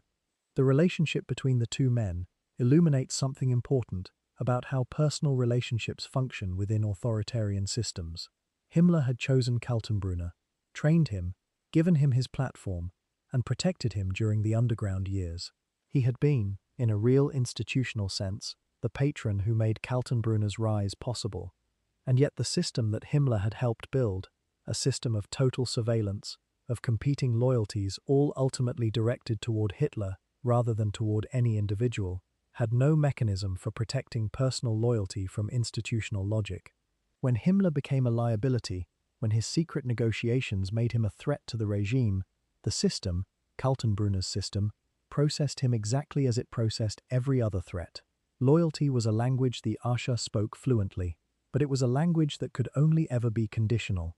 By the last week of April 1945, as Soviet artillery was audible from Berlin's streets and Hitler was writing his final political testament in the bunker, Kaltenbrunner was no longer in the capital. He had moved his operational base westward, to Austria, to the mountain region around Altausee, in the Salzkammergut, the same beautiful alpine territory where the regime had stored priceless cultural treasures looted from across occupied Europe. He was organizing what resistance he could, maintaining communications with the remaining German forces in the area, and apparently still believing, or performing belief, that the Reich could be sustained in some reduced form in the Austrian Alpine redoubt. The reality was different. The regime he had served was dead. Hitler himself would be dead within days. And for Ernst Kaltenbrunner, the most consequential phase of his life, the accounting, was about to begin. Chapter 10. The Burning of Evidence. Last Days of the Reich. There is a particular madness to the final weeks of a collapsing totalitarian system that no peacetime experience quite prepares you to understand. The institutions that have organized every aspect of public and private life for years, the offices, the uniform hierarchies, the filing systems and telephone exchanges and command structures, continue to function even as the physical and political reality they were built to serve dissolves around them. Orders are still issued, reports are still compiled and transmitted, paperwork still moves through the correct channels, and simultaneously, the people within those institutions are destroying the very records that document what those institutions did, burning files, shredding documents, dismantling the paper archive of 12 years of Reich administration, in the full knowledge that within days or weeks, the people issuing those destruction orders will themselves be subject to the justice of the victors. The spring of 1945 inside the RSHA was exactly this. an institution destroying its own memory in real time while still performing its official functions. Kaltenbrunner had been aware of the danger posed by the RSHA's own records since at least the autumn of 1944. The intelligence assessments flowing into his office from neutral countries and from captured Allied documents made it abundantly clear that the Allies intended to prosecute Nazi war criminals and that they were actively assembling a documentary record to support those prosecutions. The RSHA's own files, the orders, the reports, the cables between Berlin and the field commands, the operational records of the Einsatzgruppen, the administrative documentation of the camp system, constituted precisely the kind of primary source material that a prosecution would need. Kaltenbrunner's response was a systematic effort to identify and destroy the most incriminating files before they could be captured. This effort began months before the war ended and continued until the very last days of organized German administration. The destruction was not complete. This is the critical historical fact that the burning campaigns and the shredding operations could not alter. Too much had been produced. Too many copies existed in too many places. The RSHA had operated through a network of regional and sub-regional offices across the entire Reich and all occupied territories, and the documents produced at each level had been distributed upward, downward, and laterally through the bureaucracy. When Allied forces entered German administrative buildings in the spring and summer of 1945, they found filing cabinets that had not been emptied in time, archives that had been marked for destruction but never reached, and caches of documents that had been hidden, sometimes by people who were already thinking about their own post-war circumstances and wanted records that might either implicate others or demonstrate their own lack of final authority. The Nuremberg Tribunal was built on this survival. At Kaltenbrunner's direction, specific categories of document were prioritized for destruction. The records most urgently targeted were those that established direct personal connections between senior RSHA officials, including Kaltenbrunner himself, and specific killing operations. Execution orders that bore his signature, communications that established his knowledge of specific camp operations, reports from the Einsatzgruppen that demonstrated the geographic and chronological scope of mass shootings in the East, the Gestapo's prisoner dossiers, which contain not only evidence of the prisoners' crimes, but also the names of the informers and officials who had built the cases against them. Much of this was burned at RSHA headquarters in Berlin, as the Soviet encirclement of the city tightened. Other files were transported westward and burned at relay points along the retreat routes. The RSHA staff's westward movement in the final weeks of the war was itself a kind of institutional death rattle, a column of officials, clerks, drivers, and security personnel moving through a disintegrating Reich, carrying what they could, burning what they could not carry, looking for a place where the machinery of state authority might somehow still function. Kaltenbrunner left Berlin in early April 1945, moving through Bavaria and into Austria. He established a temporary command post in the Aussee region, a mountainous, defensible area of the Austrian Salzkammergut that some in the regime still believed could serve as a final stronghold, the so-called Alpine Fortress. The Alpine Fortress concept was a fantasy, a piece of Hitler's strategic thinking in the final months that had no military substance behind it. There were no prepared defensive positions, no stockpiled supplies in quantities sufficient for a sustained defense, no coherent military plan. But for men like Kaltenbrunner, whose alternative was surrendering to Allied forces with a post-war accounting awaiting them, the fantasy was preferable to the reality. In those final days, Kaltenbrunner was issuing orders that demonstrated the absolute continuity of the RSHA's character right to the end. Even as Berlin burned and the Soviet and Western Allied armies converged on the Reich from every direction, RSHA operational directives continued to authorize the killing of prisoners. The death marches continued. Executions of political prisoners whose continued existence was deemed a security risk were authorized. In one particularly documented case, the killing of hundreds of inmates at Mauthausen, the camp Kaltenbrunner had helped found and had visited to observe its methods, continued through late April and into early May of 1945. The machinery did not stop because the war was ending. It stopped because there was physically no more territory in which it could operate. There was also, in these final days, the extraordinary matter of the salt mines at Altaussee. The Nazi regime had accumulated one of the largest collections of stolen and looted art in history. Masterworks removed from galleries, private collections, churches, and cultural institutions across every occupied country. Much of this collection had been moved, as the Allied bombing campaigns intensified, into underground storage in the salt mines near Altarsee, a naturally stable, climate-controlled environment in the Austrian mountains that was considered safe from both bombing and conventional military attack. Among the Altarsee collection were works by Michelangelo, Rembrandt, Vermeer, and hundreds of other masters, cultural property whose loss would have been, by any measure, irreparable. In the final weeks, a fanatical SS officer ordered that explosive mines be placed throughout the tunnels to destroy the collection rather than allow it to fall into Allied hands. Local Austrian salt miners, assisted by some German officials who had more regard for civilizational heritage than for SS fanaticism, removed the explosives. The collection survived. Kaltenbrunner was present in the region during this episode, though his precise role in the explosive placement or removal is not clearly established in the historical record, and smart reconstruction of his likely position suggests his focus was entirely on his own survival rather than on the cultural question. Hitler died in the Berlin bunker on the 30th of April 1945. The news reached Kaltenbrunner in his Austrian mountain retreat. The regime he had served for 20 years, the movement he had joined as a young lawyer in the reign of Linz's streets, the apparatus he had run at its most powerful and most terrible, all of it was now formally over, pending the formal surrender that Grand Admiral Karl Dönitz, named in Hitler's testament as successor, was already arranging. Kaltenbrunner did not surrender. He did not turn himself in.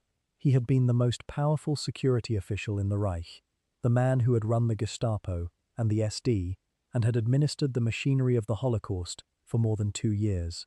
He changed clothes, acquired false identification, and went into hiding in a mountainside hunting lodge above the village of Altausee. A man who had operated in the shadows since his earliest SS years was retreating to the shadows one final time. His hiding place was a wooden cabin at high altitude, reached by a track that was difficult to navigate without local knowledge. He was in the company of a small number of associates. He had documents in the name of a Dr. Ernst Auerbach. He had what he needed, or believed he had what he needed, to stay hidden long enough for the immediate chaos of the German collapse to resolve into something more predictable, a moment when he might be able to assess his options clearly. He had operated in underground conditions before, under worse pressures, and had survived. He was 41 years old, physically strong, and in his own estimation probably convinced that the qualities that had sustained him through the Austrian underground years could sustain him again. He did not understand, or could not accept, that the world he had helped destroy had been comprehensively documented, and that the men looking for him were not Austrian gendarmerie running on limited information and political hesitation. They were American intelligence professionals with specific orders, specific resources, and a very specific name on their list. Chapter 11. Captured. The Hunt in the Austrian Mountains. _ The Counterintelligence Corps of the United States Army was, by the spring of 1945, one of the most effective military intelligence organizations in the world. It had been built from modest beginnings in the early years of the American war effort into a sprawling network of field detachments, embedded at every level of the Allied command. Trained agents, many of them German-speaking refugees and émigrés, who had fled Europe before the war and now returned to it in American uniforms, conducting interrogations, identifying collaborators, hunting war criminals, and assembling the documentary record that would underpin the post-war prosecutions. The 80th Counterintelligence Corps Detachment, the unit that would locate and capture Ernst Kaltenbrunner, was operating out of the American zone in Austria in the first weeks of May 1945, with a target list that placed the former RSHA chief near the very top. The capture of senior Nazi officials in the first weeks after the German surrender was a race against both time and geography. The Bavarian and Austrian Alps, the territory through which the last remnants of German command authority had retreated, were a vast area of mountains, forest, small villages, and isolated farms where a determined man with local contacts and false papers to remain hidden for months or even years. Some did, others were found quickly because the networks of informers and the habits of the bureaucratic system they had served provided too many leads to follow and too little cover to sustain. Kaltenbrunner's hiding place above Altaussee was not as secure as he believed. The CIC had been receiving information from multiple sources about his probable location, not only from Allied intelligence assets, but from within the German system itself, from individuals who were already calculating the personal advantages of cooperation with the occupation authorities. Kaltenbrunner had made at least one attempt to construct a plausible legend for himself. The identity documents in the name of Ernst Auerbach were intended to establish him as an ordinary civilian, a doctor, the papers suggested, with no connection to the SS or the RSHA.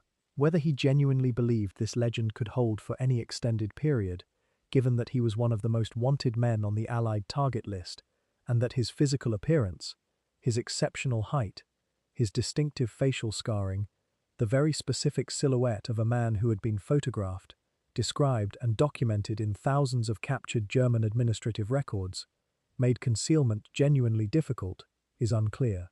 What the CIA's historical account of his final days describes is a man who had settled into a kind of waiting, aware that the end was probably coming, but unwilling to make the final decision to surrender voluntarily and face what that meant. On the 13th of May, 1945, approximately 2 weeks after Hitler's death and 1 week after the formal German surrender, a patrol from the 80th CIC detachment reached the mountain cabin above Altaussee, where Kaltenbrunner had been sheltering. The circumstances of the final approach and the arrest were documented in the CIC's own after-action reports. Kaltenbrunner was found in the company of 2 women, his mistress Gisela von Vestarp and a companion, at the remote cabin. When confronted by the American agents, he initially maintained the false identity, presenting the Auerbach documents. The agents were not persuaded. One of the women present, in circumstances that the historical record describes with some ambiguity, reportedly identified him when the agents pressed for verification. The physical description matched, the voice matched. The hands of the man standing before them matched the hands of the man in the documentation they carried. Ernst Kaltenbrunner was placed under arrest. The man who had run the Gestapo was now in handcuffs. He was transported initially to 7th Army Headquarters for preliminary processing and then transferred to the interrogation facilities being established in preparation for the International Military Tribunal at Nuremberg. The American interrogators who first questioned him in the days following his capture noted several things that became consistent themes in his subsequent behavior at the trial. He was physically imposing even in custody, maintaining a kind of deliberate personal dignity that was not quite defiance, but was not cooperation either. He denied everything that could be denied. He minimized everything that could be minimized. And he repeatedly described his role as that of a man who had overseen an intelligence operation, who had collected and analyzed information, rather than as the administrator of a security and killing apparatus. The performance had clearly been prepared, mentally at least, long before the arrest. He had been thinking about what he would say if caught, and he had settled on a story that, while entirely inconsistent with the documentary record, was at least internally coherent. The physical examination of Kaltenbrunner at the time of his processing provided the Allied medical and intelligence personnel with a portrait of a man who had aged significantly during the final war years. He was 41 years old but appeared older. The stress of the final years, the constant movement, the collapse of the Reich he had served, had marked him visibly. He was also, at some point in this period, suffering from a brain hemorrhage that would require surgery and would be used, briefly, as a reason to delay his participation in the early stages of the Nuremberg proceedings. His lawyers would later attempt to use his medical condition as a reason to have him removed from the trial entirely. The tribunal was not sympathetic. The documentary record of what he had authorized was extensive enough that his personal presence in the courtroom was necessary as a matter of both legal procedure and historical accountability. The atmosphere in the weeks immediately following his capture is described in the CIA's historical account of Kaltenbrunner's last days with a kind of restrained documentary precision that makes it all the more striking. He was moved through a system of Allied detention facilities, interacting with other captured senior Nazis who were also being processed for prosecution.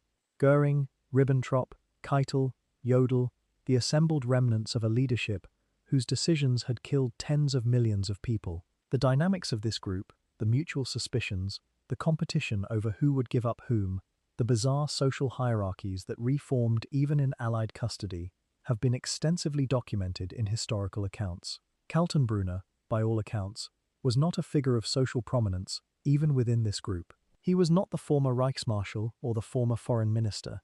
He was a man of institutional authority that had been entirely invisible to the public, a security apparatus chief who had operated in darkness and whose name, even among the other prisoners, carried a weight that was felt rather than spoken. He had been, from his first days in the SS underground to his final days as the most powerful security official in the Reich, a man who operated through systems rather than through public presence. He had built networks, accumulated institutional authority, signed orders, and administered machines.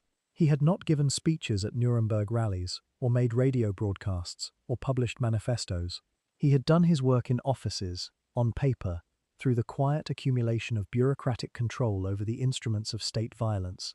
And now, in Allied custody, he continued in the same mode, controlled, calculating, presenting the minimum version of himself, giving away as little as possible, waiting to see what the process would require of him before deciding how much further to yield.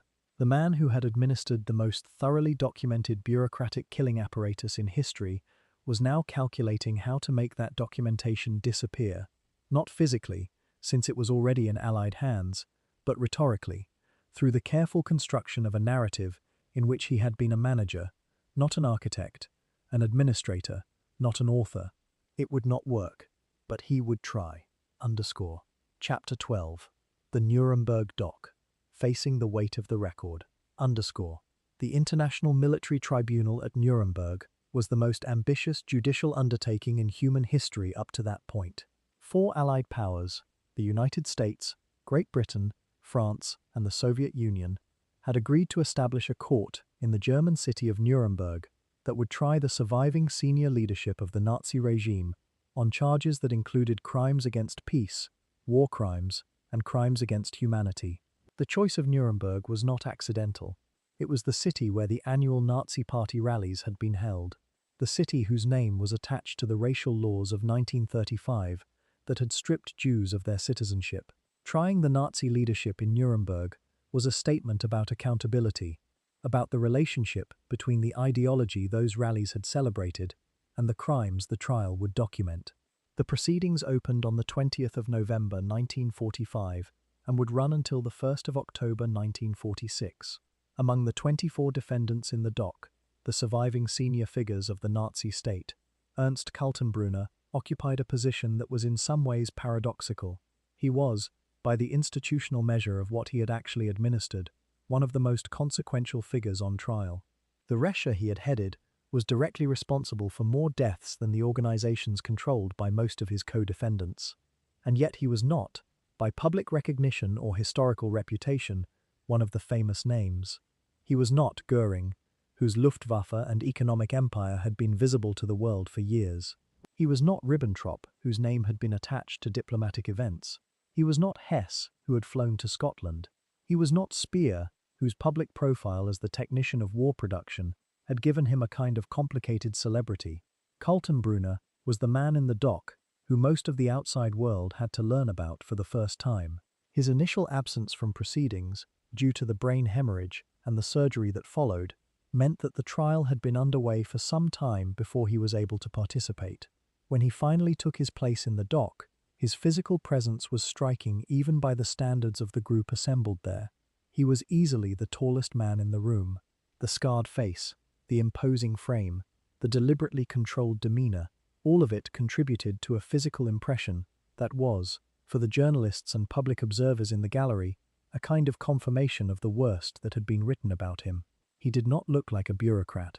He looked like what the prosecution said he was, a man who had wielded enormous personal authority in the service of organized mass murder.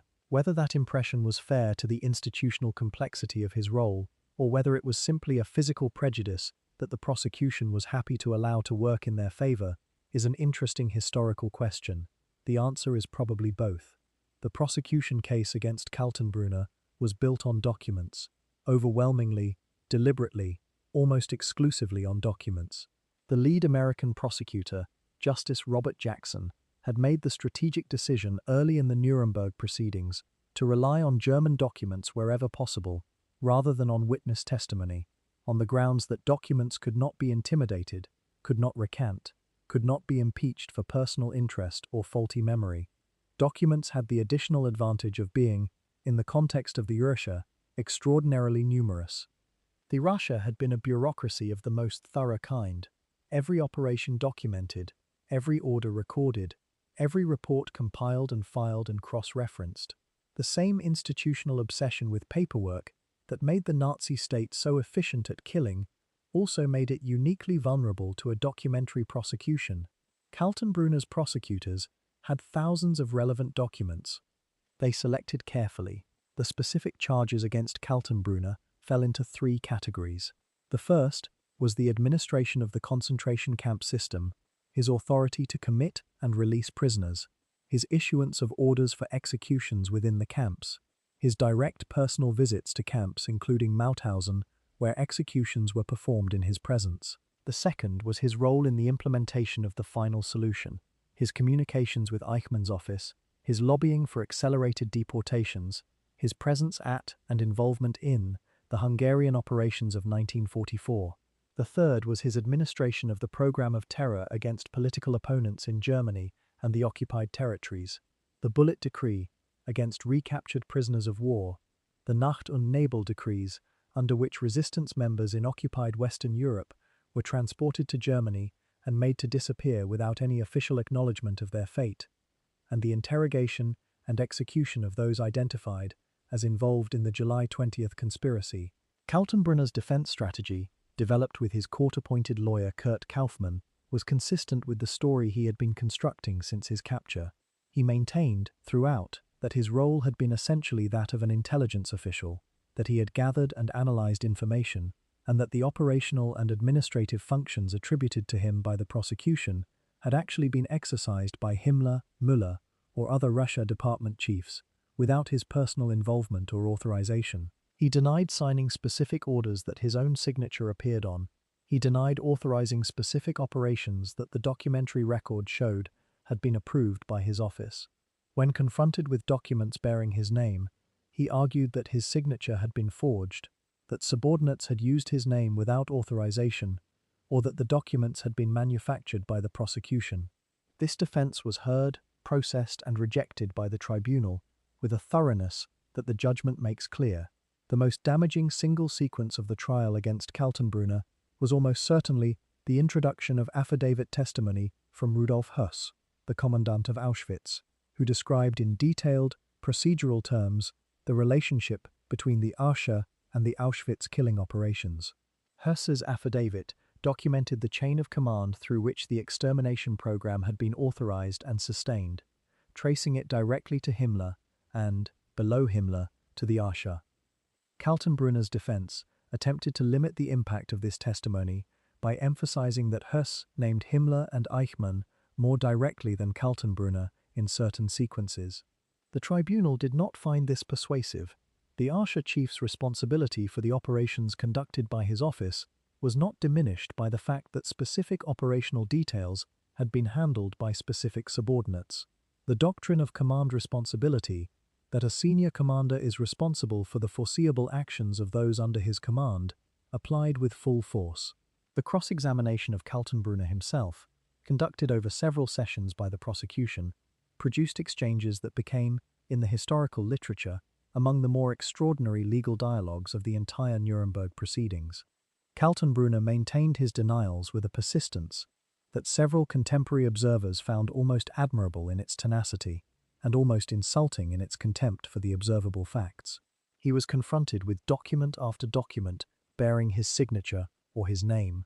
To each, he offered an explanation: forgery, unauthorized use, misattribution, context removed, that the prosecution systematically dismantled by introducing the surrounding documents that placed each piece in its administrative context. The exchange had a particular rhythm. The prosecution would introduce a document, Kaltenbrunner would deny it, and the prosecution would introduce 3 more documents that made the denial impossible. By the end of the cross-examination, the defense position had been reduced to the bare assertion that the entire documentary record was somehow unreliable, an assertion that the tribunal found unpersuasive in the extreme.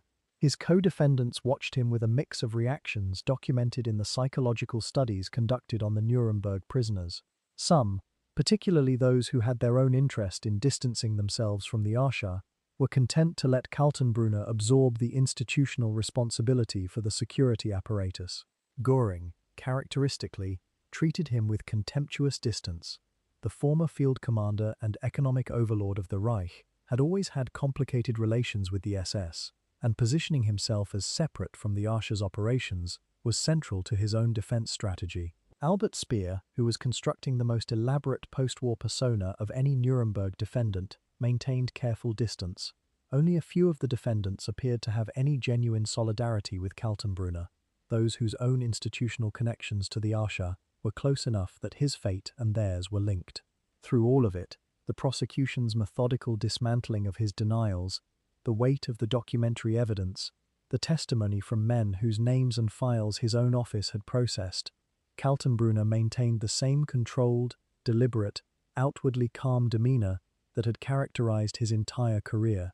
He did not break down, he did not confess, he did not express remorse or grief, or any of the emotions that the world in the gallery might have hoped to see from a man being confronted with the human cost of his institutional decisions. He was the same man who had sat in his RSHA office signing papers, who had walked through Mauthausen's crematorium without visible distress, who had transmitted deportation orders across the continent with the measured professionalism of a man doing exactly the job he had been hired to do. The trial did not transform him. It only finally made visible, in a fully lit and internationally observed courtroom, the man who had always been there, the lawyer from Linz who had decided, 20 years before, that the machinery of destruction was worth building and worth running, and who had never, in any documented word or act, changed his mind. Chapter 13. The Verdict. What the Tribunal Concluded, _. The 1st of October 1946 was an autumn day in Nuremberg. Grey, cool, the kind of morning that settles into a city without announcement and stays. The Palace of Justice, where the International Military Tribunal had been conducting its proceedings for nearly 11 months, was surrounded by military personnel and civilian observers who had travelled from across the Allied zones to be present for a moment that history was already measuring as significant. Inside the courtroom, the 21 surviving defendants, one had died in custody, another had been ruled medically unfit to stand trial, sat in the dock in 2 rows, guarded, composed for the most part in the way that men compose themselves when they have run out of alternatives, and waited to hear what the 4 nations of the Allied powers had decided about them. The reading of the verdicts took most of the day.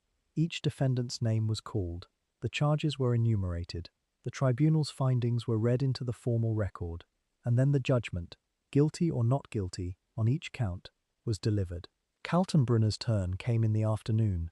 The tribunal read through the charges systematically, the crimes against peace, the war crimes, the crimes against humanity, and delivered its findings on each. On the count of crimes against peace, Kaltenbrunner was found not guilty. The tribunal had determined that the planning and initiation of aggressive war had been primarily the responsibility of the political leadership and military high command who had directed Germany's foreign policy before and during the war, and that Kaltenbrunner's role, while supportive of the overall regime, had not placed him among the primary architects of the war itself.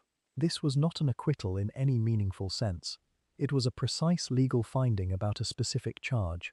It did not reduce the weight of what followed. On the counts of war crimes and crimes against humanity, the tribunal found Ernst Kaltenbrunner guilty on both. The findings were exhaustive, detailed, and grounded entirely in the documentary record that the prosecution had assembled over the preceding months.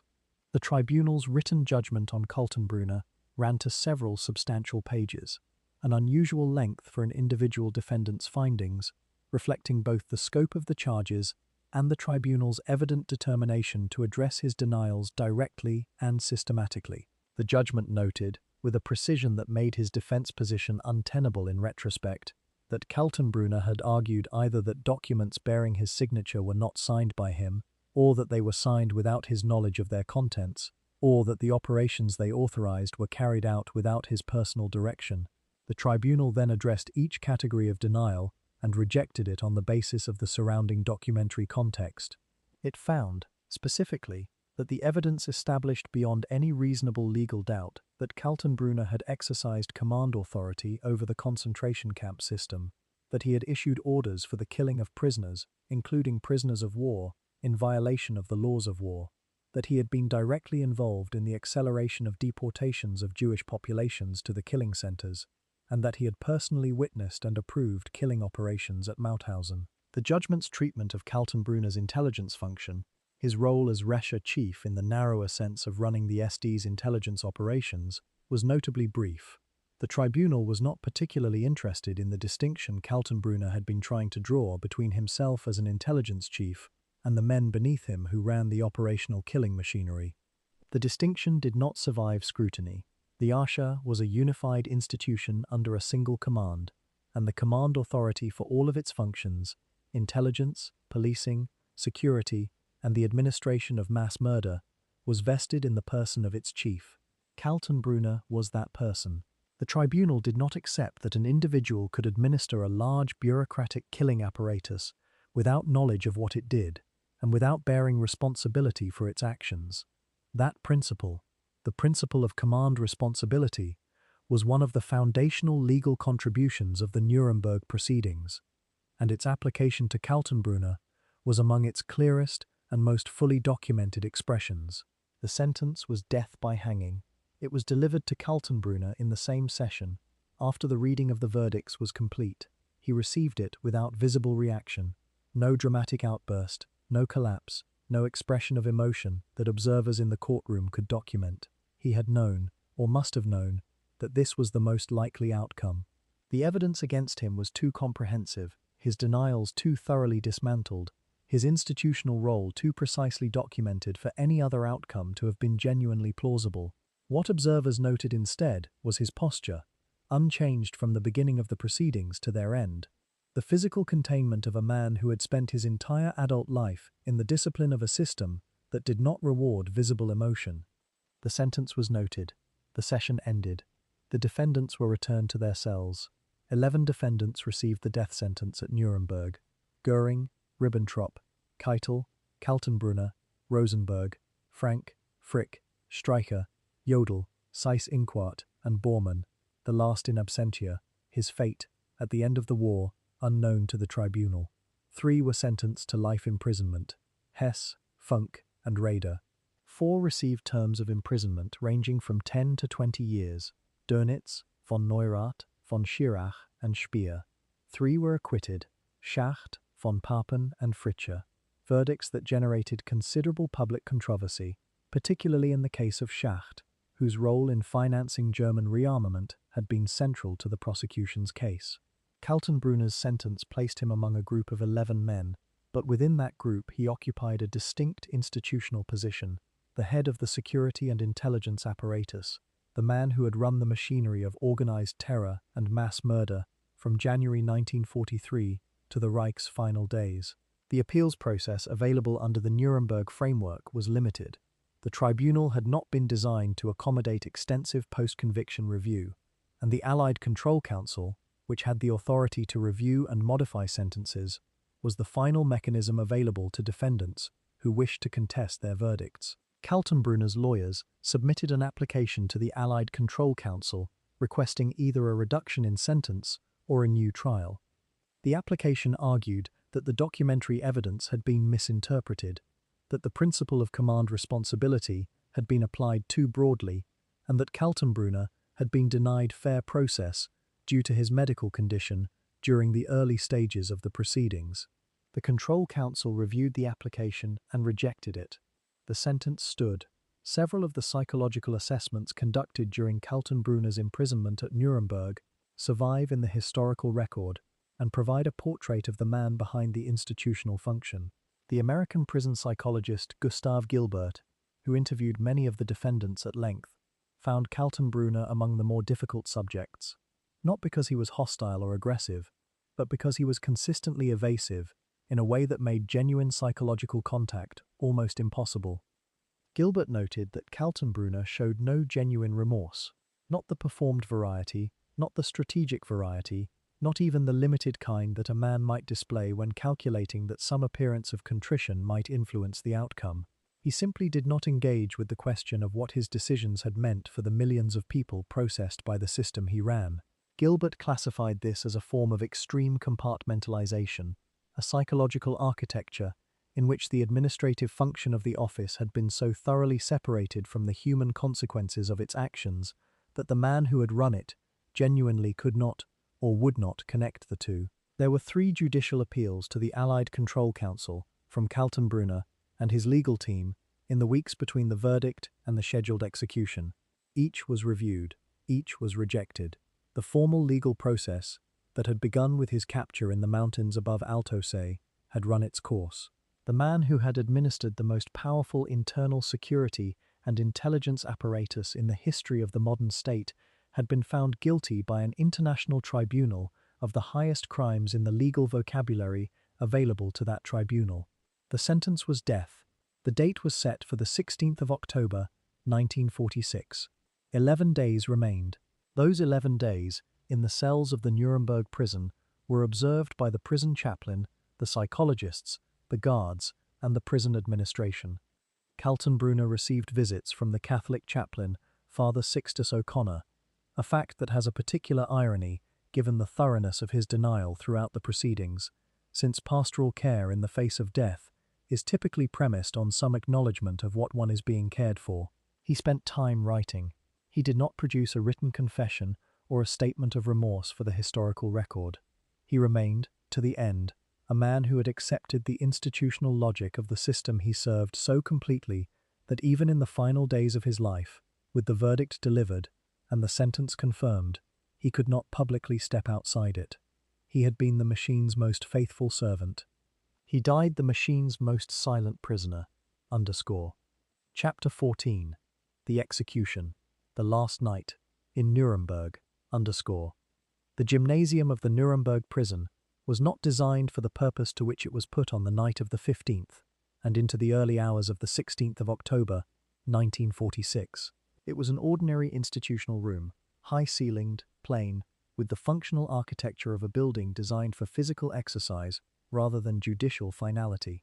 3 wooden gallows had been constructed inside it, their platforms standing at the height of approximately 8 feet, the rope drops calculated, in theory, to produce rapid and certain death. The gymnasium would, over the course of that night, see 10 of the 11 condemned men brought to it in sequence.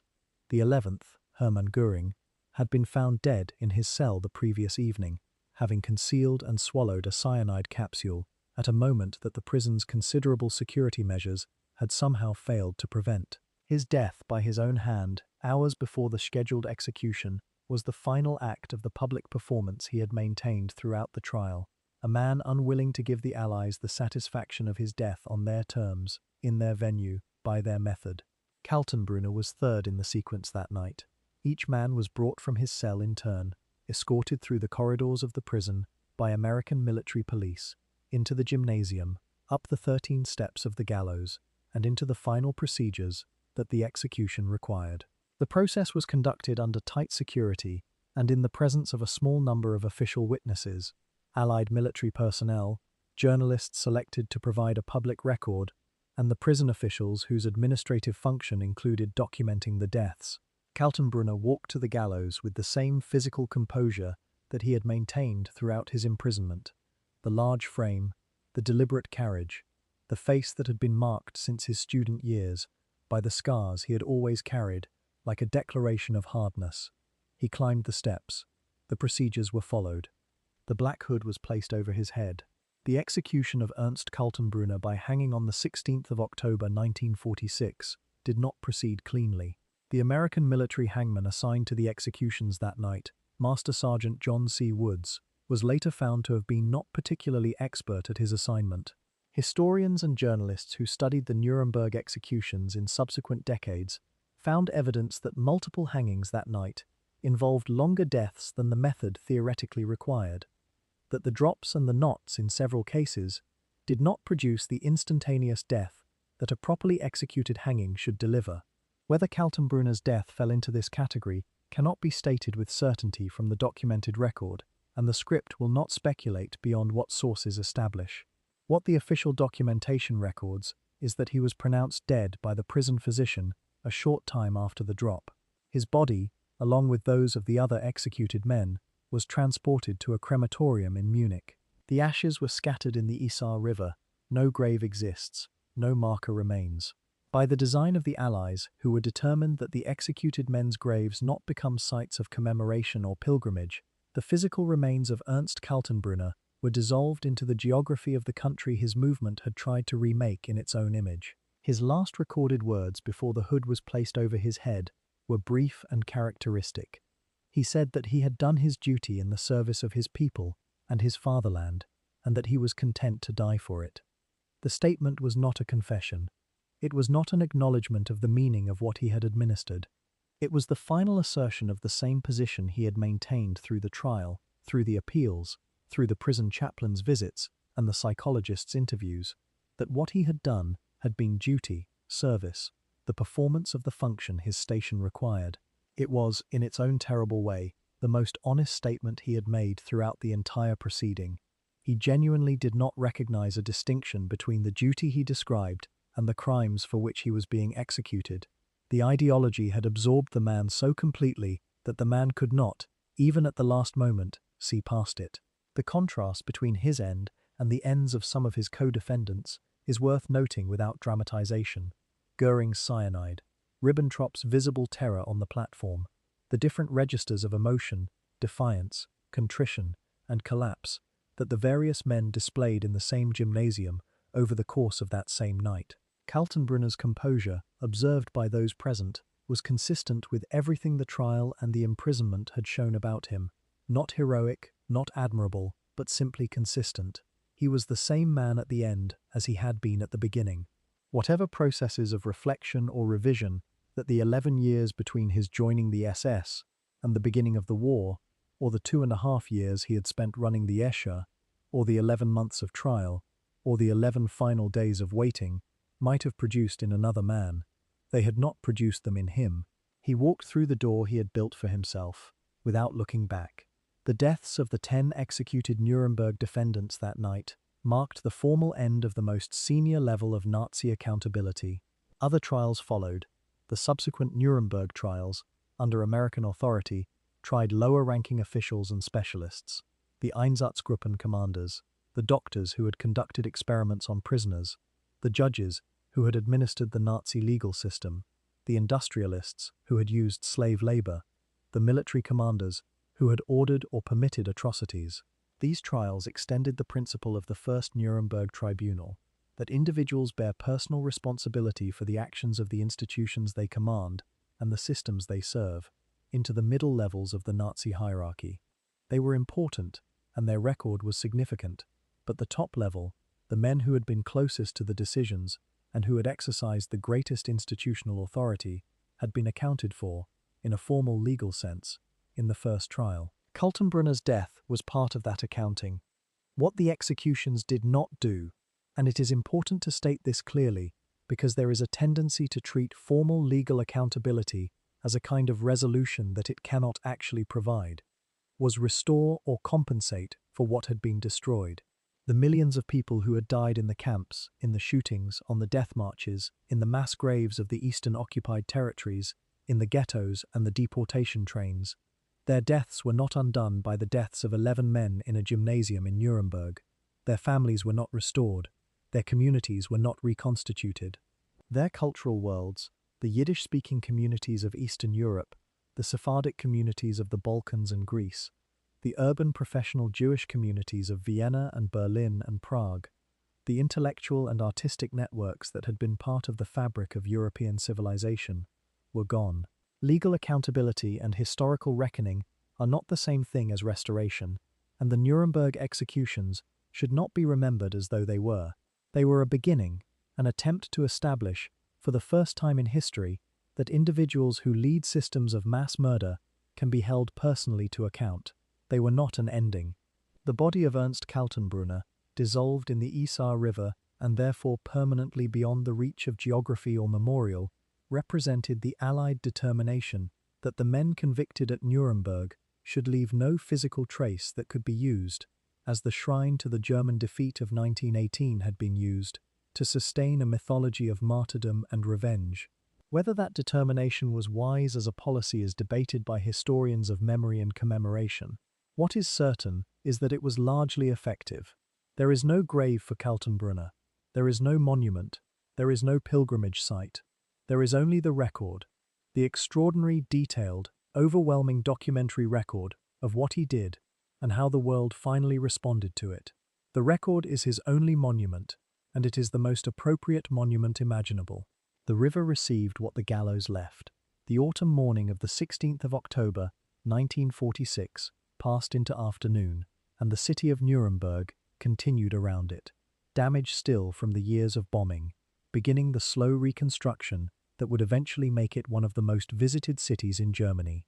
Its Palace of Justice, a museum, and memorial to the proceedings that had taken place there. The man who had helped build the machinery of the Reich's terror was gone. The work of understanding what he had built and why and how, that work was only beginning. Chapter 15. The Aftermath. What happened to the machine? The death of Ernst Kaltenbrunner in October 1946 did not dissolve the institution he had run. The RSHA had already been formally dissolved by Allied order in the immediate aftermath of the German surrender, its files seized, its buildings occupied, its personnel scattered across the prisoner of war camps and the Allied zones of occupation. But institutions do not dissolve simply because their legal existence is terminated. The people who had staffed the RSHA, the case officers, the section heads, the regional commanders, the specialists in interrogation and surveillance and deportation coordination, dispersed into the post-war landscape of a divided Germany and carried with them their training, their networks, and their knowledge. What happened to those people, and to the institutional knowledge they embodied, is one of the more complicated and less comfortable chapters in the post-war history of both Germany and the Western intelligence agencies. Some of the RSHA's most significant figures were tried and convicted at the subsequent Nuremberg proceedings. The Einsatzgruppen trial, one of the 12 Nuremberg follow-on trials conducted by the American military, tried the commanders of the mobile killing units that had operated in the East. The evidence presented included the operational reports submitted by the Einsatzgruppen to RSHA headquarters in Berlin, reports that documented, in the Einsatz's own bureaucratic language, the number of people killed in each operation, the locations, the dates, the categories of victim. The reports had been filed, organized, and retained in RSHA archives. They survived the war in Allied hands. They were among the most devastating single categories of documentary evidence presented at any Nuremberg proceeding. The commanders who had submitted those reports, and who now sat in the dock reading the documents they had written, were convicted. Several were executed. Adolf Eichmann, the man who had managed the deportation apparatus from his RSHA subsection, the former Linz acquaintance whose relationship with Kaltenbrunner had been one of the operational mechanisms of the final solution, escaped the Allied net entirely in the immediate post-war period. He fled Germany using a network of false documents and underground escape routes that involved, among other elements, assistance from individuals within the Catholic Church's relief organizations who were not always careful about who they were helping. Eichmann reached Argentina under a false identity in 1950, where he lived under the name Ricardo Clement for a decade, working in an ordinary industrial job, apparently convinced that distance and time had made him untouchable. He was located by the Israeli intelligence service Mossad, abducted from Buenos Aires in May of 1960, transported to Israel, tried before an Israeli court, and hanged in Ramla prison on the 31st of May, 1962.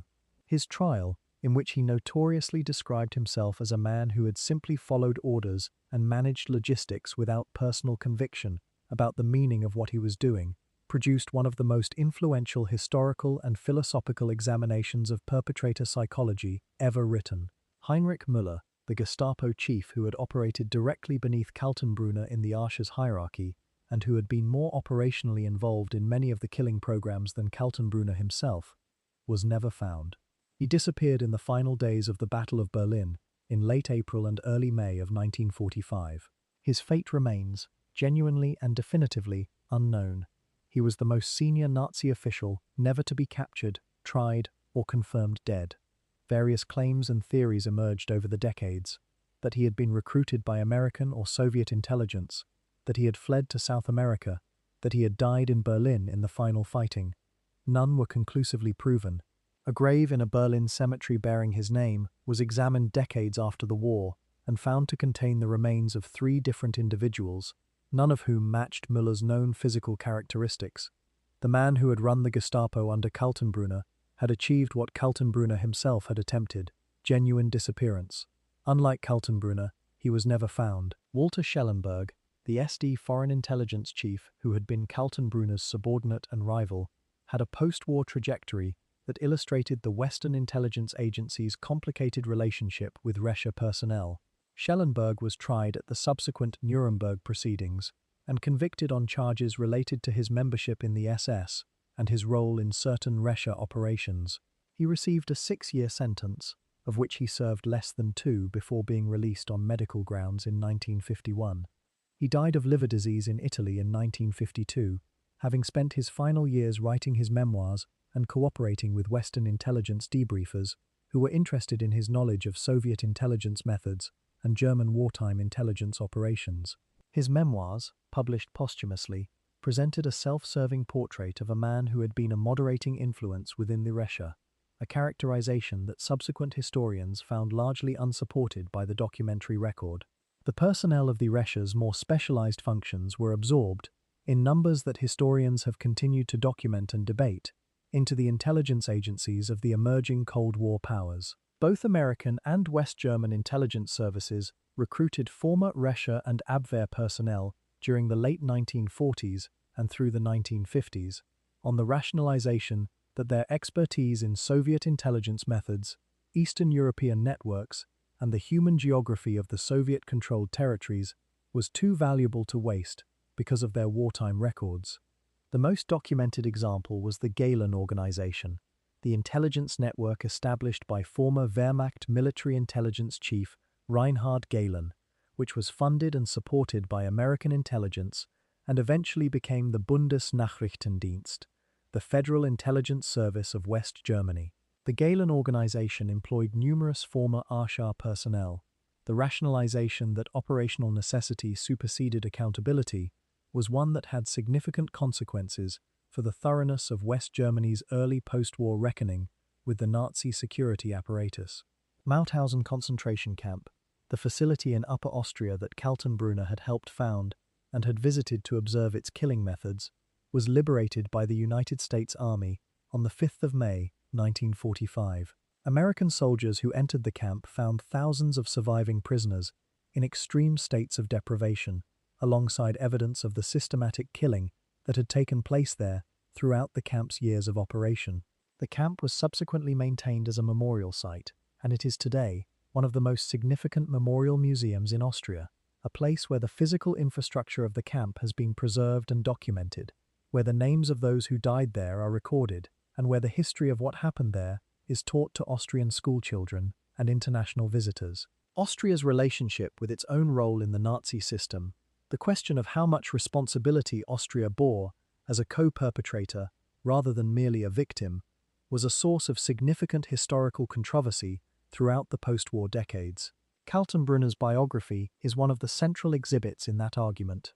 The man who ran the RSHA was Austrian, and the underground movement he had led for 7 years before the Anschluss was Austrian, and the camp he had helped found was built on Austrian soil. The fate of the RSHA's records, the surviving portion that was not destroyed in the final weeks of the war, is itself a significant chapter in the administrative history of the post-war period. The Allied powers each took custody of portions of the captured German documentary archive, and the process of cataloguing, analyzing, and eventually making public those records extended over decades. Some RSHA documents were declassified and made publicly available for historical research relatively quickly. Others remained classified in various national archives for years or decades, emerging gradually into the historical record as declassification programs progressed. The full picture of RSHA operations, including the scope of Kaltenbrunner's personal authority and the extent of his direct involvement in specific programs, became clearer as each successive tranche of documents became available. The history of the period has continued to be revised and refined as the documentary record has expanded. The Nuremberg Principles, the legal framework developed in the IMT proceedings to establish individual criminal responsibility for crimes against peace, war crimes, and crimes against humanity, became the foundational text for the development of international criminal law in the post-war era.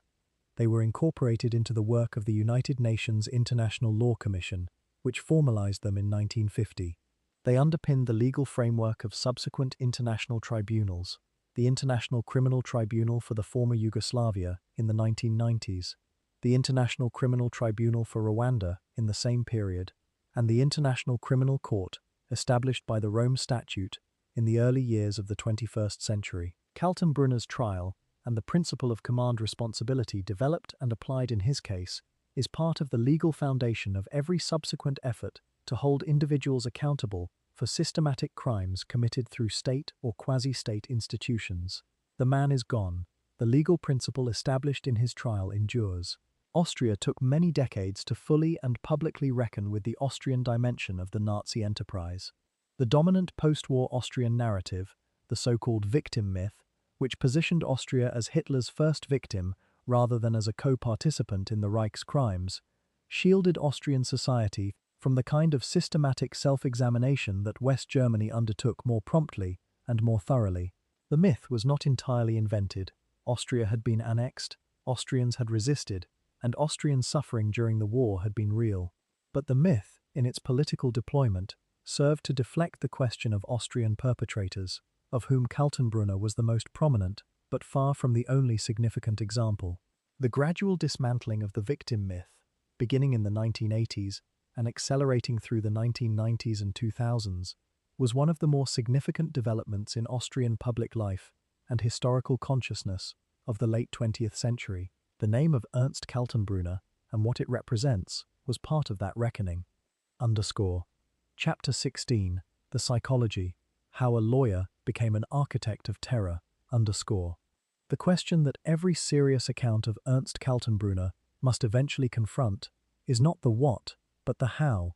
Not what he did, the documentary record on that question is exhaustive, but how a boy raised in a modest Austrian provincial household, educated in law, professionally qualified, intellectually capable, became the man who ran the Gestapo and administered the machinery of mass murder. This is not a comfortable question to ask, because the honest answers are more disturbing than the simple proposition that some people are born evil and that great crimes are committed only by monsters. The answers that serious historians and psychologists have offered in the decades since the war's end suggest something harder to bear, that Kaltenbrunner was, in the most structurally meaningful sense, a product, a man assembled by forces that were not unique to him, produced by a culture and a historical moment that created many men like him, and shaped by a system that rewarded exactly the qualities he possessed. The Austrian political and cultural environment of the early 20th century, the pan-German nationalism, the anti-Semitic currents embedded in the mainstream of provincial social life, the university fraternities with their rituals of masculine toughness and their rehearsed contempt for weakness, provided the basic material. Kaltenbrunner did not invent his ideology. He absorbed it from his father's household, from the Linz Gymnasium, from the Graz University fraternities, from the reading that circulated in those environments, pamphlets and tracts and the popular nationalist literature that framed European history as a racial competition in which the German-speaking peoples occupied a special and threatened position. This ideology was not the private property of a small group of fanatics. It was ambient, present in the social atmosphere of a specific class, in a specific region, at a specific historical moment. Kaltenbrunner breathed it as he breathed the air. What distinguished him from the many other men who breathed the same air and did not become what he became was a combination of temperament and circumstance. The temperament, a capacity for organized patience, a tolerance for sustained personal risk, a need for belonging that the underground SS satisfied in ways that conventional professional life could not, and, critically, an absence of the internal friction that most people experience when the ideology they hold abstractly is put into concrete human practice. Many people who hold extreme views in the abstract cannot translate them into direct action against individual human beings when the moment arrives. That friction, the recognition of the specific human in front of you, rather than the abstract category, is a moral break. It does not always hold, but it exists for most people. The historical and psychological evidence from Kaltenbrunner's documented behavior, the Mauthausen visit, the deportation orders, the consistency of his denial at Nuremberg, suggests that this friction was, for him, either very weak or entirely absent. The circumstance, the historical moment of the 1930s delivered, to a man with Kaltenbrunner's temperament and ideology, an opportunity structure that made his trajectory possible. The collapse of democratic institutions, the economic catastrophe of the Depression, the weakness of the Austrian state in the face of German pressure, the specific role that the SS underground gave to competent regional organizers, all of these created a ladder that a man with his qualities could climb. In a different historical moment, in a stable democracy with functioning institutions and a healthy civic culture, Kaltenbrunner's qualities might have found expression in an ordinary legal career or in provincial politics. The ideology he held would have remained abstract, constrained by institutional norms and the checks of a functioning society. The man he became was not inevitable. He was contingent, produced by the intersection of a particular personality and a particular historical catastrophe. Psychologist Gustav Gilbert's assessments of Kaltenbrunner during the Nuremberg proceedings identified several characteristics that he found consistent across his interactions with the defendant. The compartmentalization, the inability or unwillingness to connect administrative functions with their human meaning, was the most prominent. But Gilbert also noted a kind of moral autism that went deeper than simple denial. Kaltenbrunner appeared genuinely unable to engage with the subjective experience of the people his decisions had affected. Not that he was unaware intellectually that people had suffered and died. He knew the numbers as well as anyone, but he could not or would not access the meaning of those numbers in terms of individual human experience. The intelligence reports, the deportation statistics, the camp population figures, these were data points in an administrative picture, not representations of human beings who had possessed lives, families, desires, and futures. This capacity, or rather incapacity, is not unique to Kaltenbrunner. It appears across the documented psychology of multiple Nuremberg defendants and has been extensively analyzed in the literature on perpetrator psychology since. The political philosopher Hannah Arendt, covering the Eichmann trial in Jerusalem in 1961, developed the concept she famously described as the banality of evil, the observation that great crimes can be perpetrated not only by monsters motivated by hatred, but by ordinary bureaucratic people who are simply doing their job, following orders, performing functions within a system without engaging with the moral meaning of what the system produces. Arendt's analysis was specifically directed at Eichmann, and it has been significantly debated and refined by historians in the decades since. But the concept has obvious relevance to Kaltenbrunner as well, with one important qualification. Kaltenbrunner was not, in the sense that Arendt described Eichmann, simply a man without opinions or personal conviction. He had opinions, he had ideology, he had genuine belief. He was not empty of personal investment in what the regime was doing. He was fully committed to it. The bureaucratic routinization of mass murder was, in his case, not the absence of ideology, but the expression of it. The system ran smoothly because the man at the top believed in what the system was doing and had no internal conflict about keeping it running. The broader question of how entire societies participate in, or fail to resist, systematic crimes committed in their name is one that Kaltenbrunner's history raises but does not resolve. The Austrian society that produced him did not produce only him. It produced the thousands of officials, guards, policemen, administrators, railway workers, and ordinary civilians who performed the functions the regime required at every level of the hierarchy. The question of individual moral agency within a totalitarian system, how much space existed for refusal, for resistance, for the ordinary human act of deciding that an order was wrong and declining to execute it, is one that historians have been examining and debating since the war ended. The evidence is complicated. Some people refused. Some people helped. Many did not. The factors that determined which category a specific individual fell into are not reducible to a simple formula of character or circumstance. They were both. But the existence of refusal, even limited, even dangerous, even exceptional, means that the choice was real. Those who made the other choice made a choice. Kaltenbrunner made his choice repeatedly, over 2 decades, with full awareness of what each iteration of that choice meant. What does the psychology of Kaltenbrunner tell us that is useful for understanding not just this specific historical episode, but the broader human capacity for the kind of institutional participation in mass crime that the Nazi period represents? The first and most important lesson is that the capacity is not exotic. It does not require a specific type of person that can be identified and excluded from positions of authority by careful screening. It requires ordinary human qualities: organization, patience, loyalty, professional competence, redirected by ideology and institutional structure toward destructive ends. The second lesson is that the institutional structure matters enormously. The SS provided Kaltenbrunner with a community, a hierarchy, a reward system, and a set of social norms that defined his behavior as virtuous and the alternative behavior, refusal, resistance, moral scruple, as weakness. The third lesson is that the ideology that provided the justification, the framing of mass murder as racial self-defense, as historical necessity, as the painful performance of a duty owed to the Volk, did real psychological work.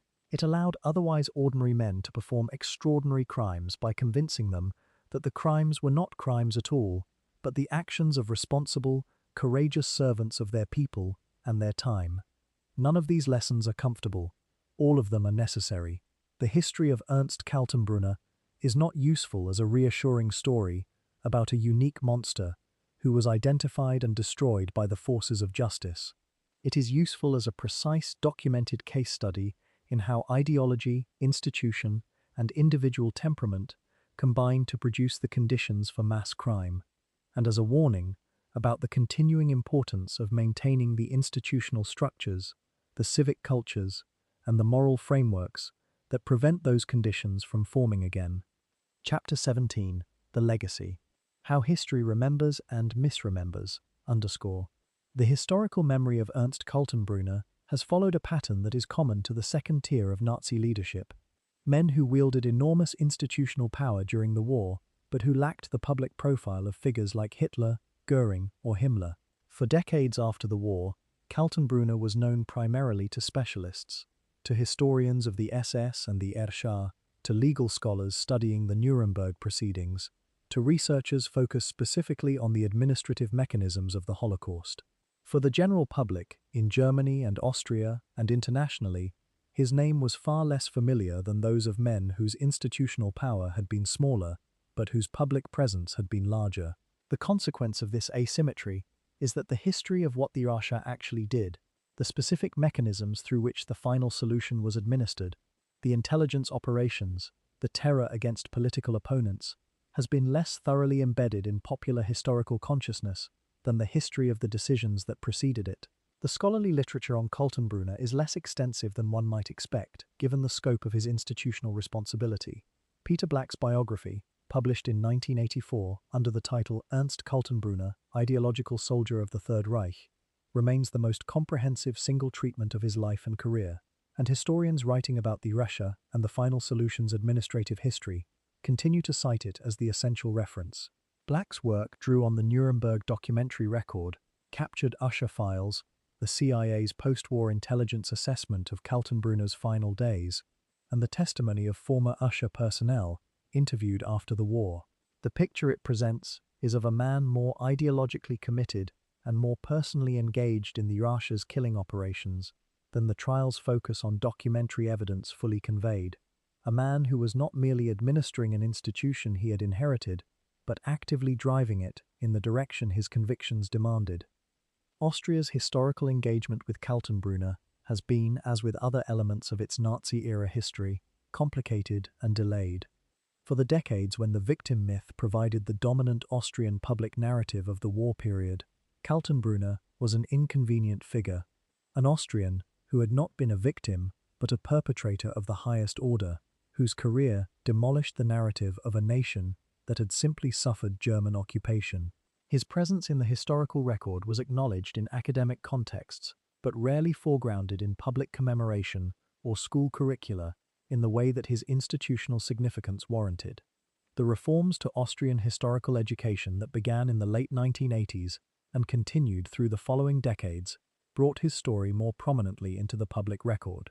The Mauthausen Memorial, the site he had helped found, became one of the central institutions of Austrian Holocaust memory, and his role in the camp's establishment and his visits to witness its killing operations were documented and taught as part of Austria's own engagement with its perpetrator history.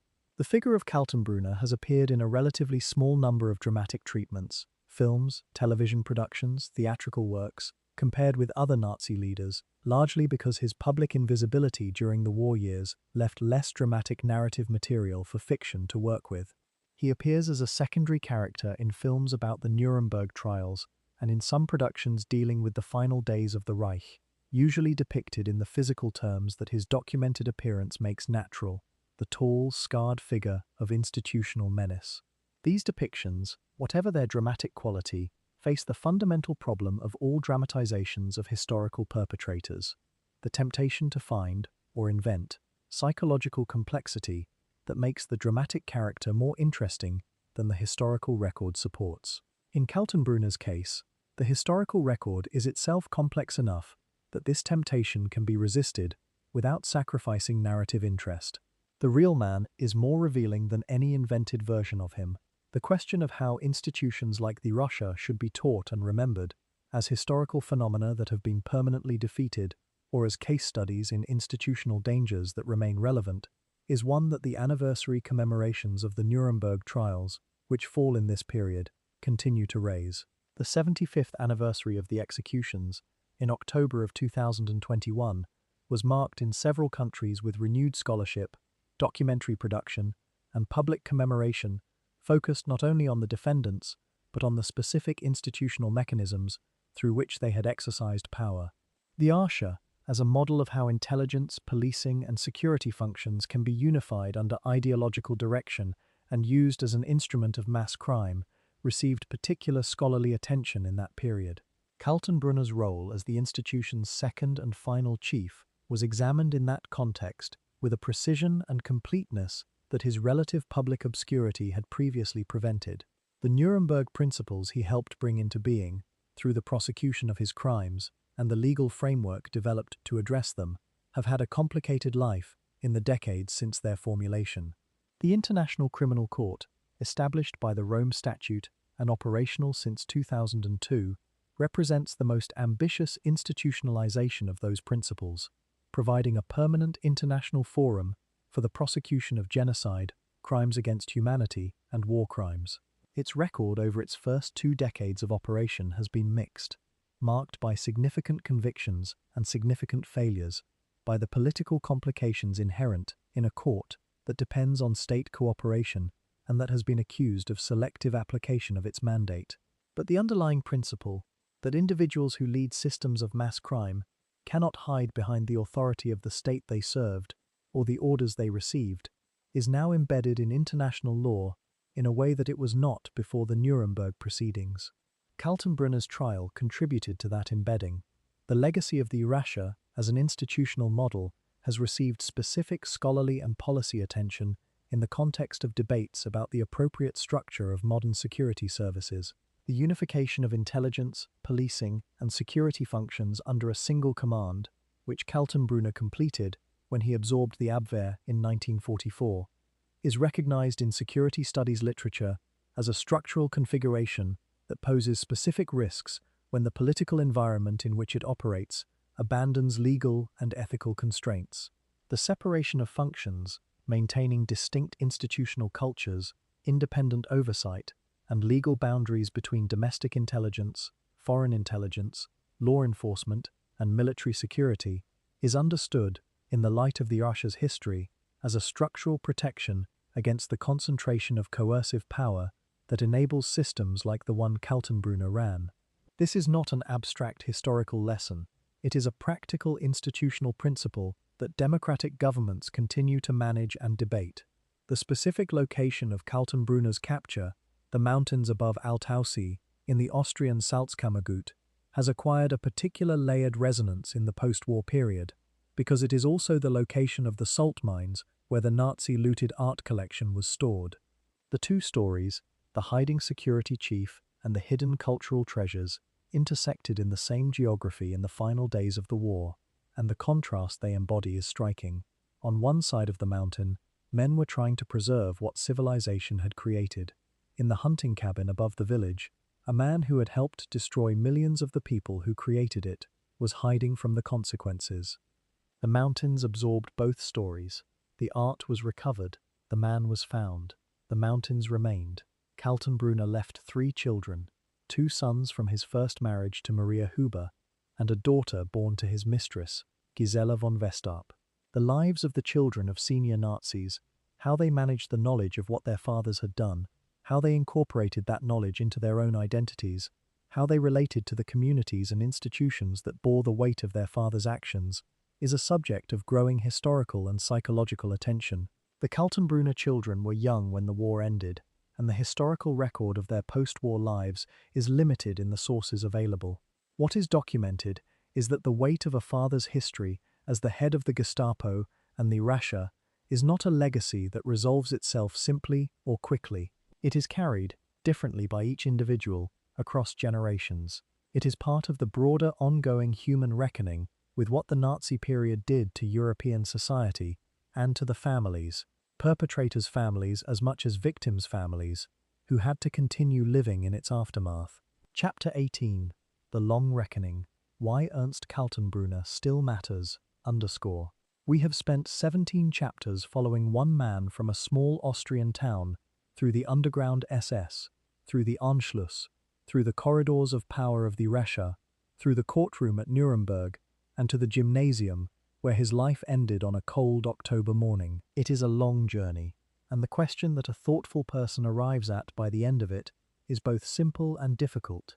Why does it matter now? What is the use of this history for people living in the 21st century, in a world that is in many ways radically different from the one that produced Ernst Kaltenbrunner and the system he served? The question is not rhetorical, it deserves a genuine answer, and the answer is not that the past will repeat itself in the same form, or that specific historical parallels are available for mechanical application to the present. The answer is subtler and more demanding. Kaltenbrunner matters because he is a test case for something that human beings persistently want to believe is not true, that great institutional evil can be traced to specific individual choices made by specific identifiable people within specific institutional structures in response to specific ideological commitments. We want the alternative story. We want to believe that disasters of this scale are forces of nature, historical weather systems, too large to have been produced by human decisions, and therefore too large to be prevented by them. The documentation of what Kaltenbrunner did, and how he did it, and what the specific chain of decisions and authority looked like at each step, resists that desire. It insists on the specificity of human choice. He chose repeatedly, he chose with knowledge, with capability, and with alternatives. The documentation of that choice is the most important thing his history leaves us with. The RSHA under Kaltenbrunner represented the most thorough institutionalization of ideological violence in the history of the modern state, a point worth dwelling on. The state machinery of organized violence is a feature of all modern states, not only totalitarian ones. Police forces, intelligence services, military organizations, detention systems, these exist in every contemporary society, and they exist because the state's monopoly on legitimate force is a necessary condition for the functioning of civil order. The question that the RSHA's history raises is not whether states should have security institutions, but what structural, legal, and cultural conditions are required to ensure that those institutions remain within the limits of legality and respect for human rights. The RSHA crossed every one of those limits. Understanding precisely how the crossing happened, not as a metaphor, but in the specific institutional detail of the organization Kaltenbrunner headed, is an exercise that remains relevant for anyone who thinks seriously about the governance of security institutions. The Holocaust, of which the RSHA was the central administrative instrument under Kaltenbrunner's leadership, occupies a specific and necessary position in human moral and historical memory. The deliberate, systematic, industrially organized attempt to murder every Jew in Europe, the most exhaustively documented genocide in history, was not a natural disaster or an inevitable outcome of historical forces. It was a policy, implemented through institutions, authorized through chains of command, carried out by individuals who made specific choices at every level of the hierarchy. The Nuremberg trials attempted to establish this truth in legal terms. The subsequent decades of Holocaust research, documentation, and memorialization have established it in historical terms. The ongoing work of memory, in schools, in museums, in films and books and testimony and archive, exists because the recognition of this truth must be continually renewed. Each generation that encounters this history for the first time must make its own reckoning with it. Kaltenbrunner's story also raises a question about professional ethics that has not lost its relevance. He was a lawyer. He had been trained in the principles of justice, in the doctrines that define the rights of individuals against the power of the state, in the traditions of legal reasoning that the civilization he was born into had developed over centuries. He used that training, first, to protect his illegal movement from the legal system that was pursuing it, and then to provide intellectual cover for the administrative actions of the most lawless state in European history. The misuse of professional training in the service of institutional evil, the doctor who performed camp experiments, the engineer who designed the crematoria, the lawyer who drafted the legal framework for racial persecution, is one of the most specific and disturbing dimensions of the Nazi period's professional history. It is a dimension that professional ethics education in medicine, law, engineering, and other disciplines has engaged with seriously in the post-war period, precisely because the Nazi period demonstrated that professional competence provides no automatic protection against moral catastrophe.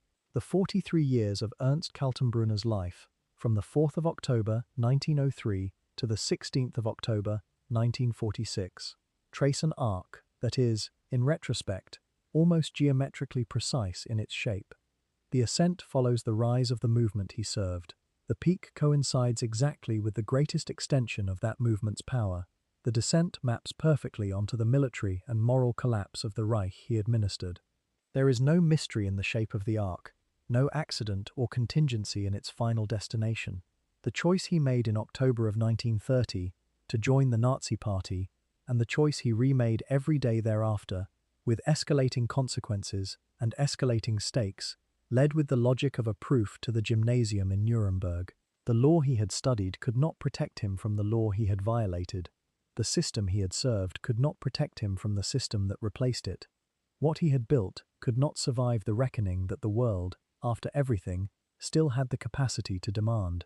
The families of those who died in the system Kaltenbrunner administered, in the camps, in the gas chambers, in the mass graves, on the death marches, in the cellars of Gestapo interrogation offices across occupied Europe, did not have the luxury of a long historical perspective in the immediate post-war years.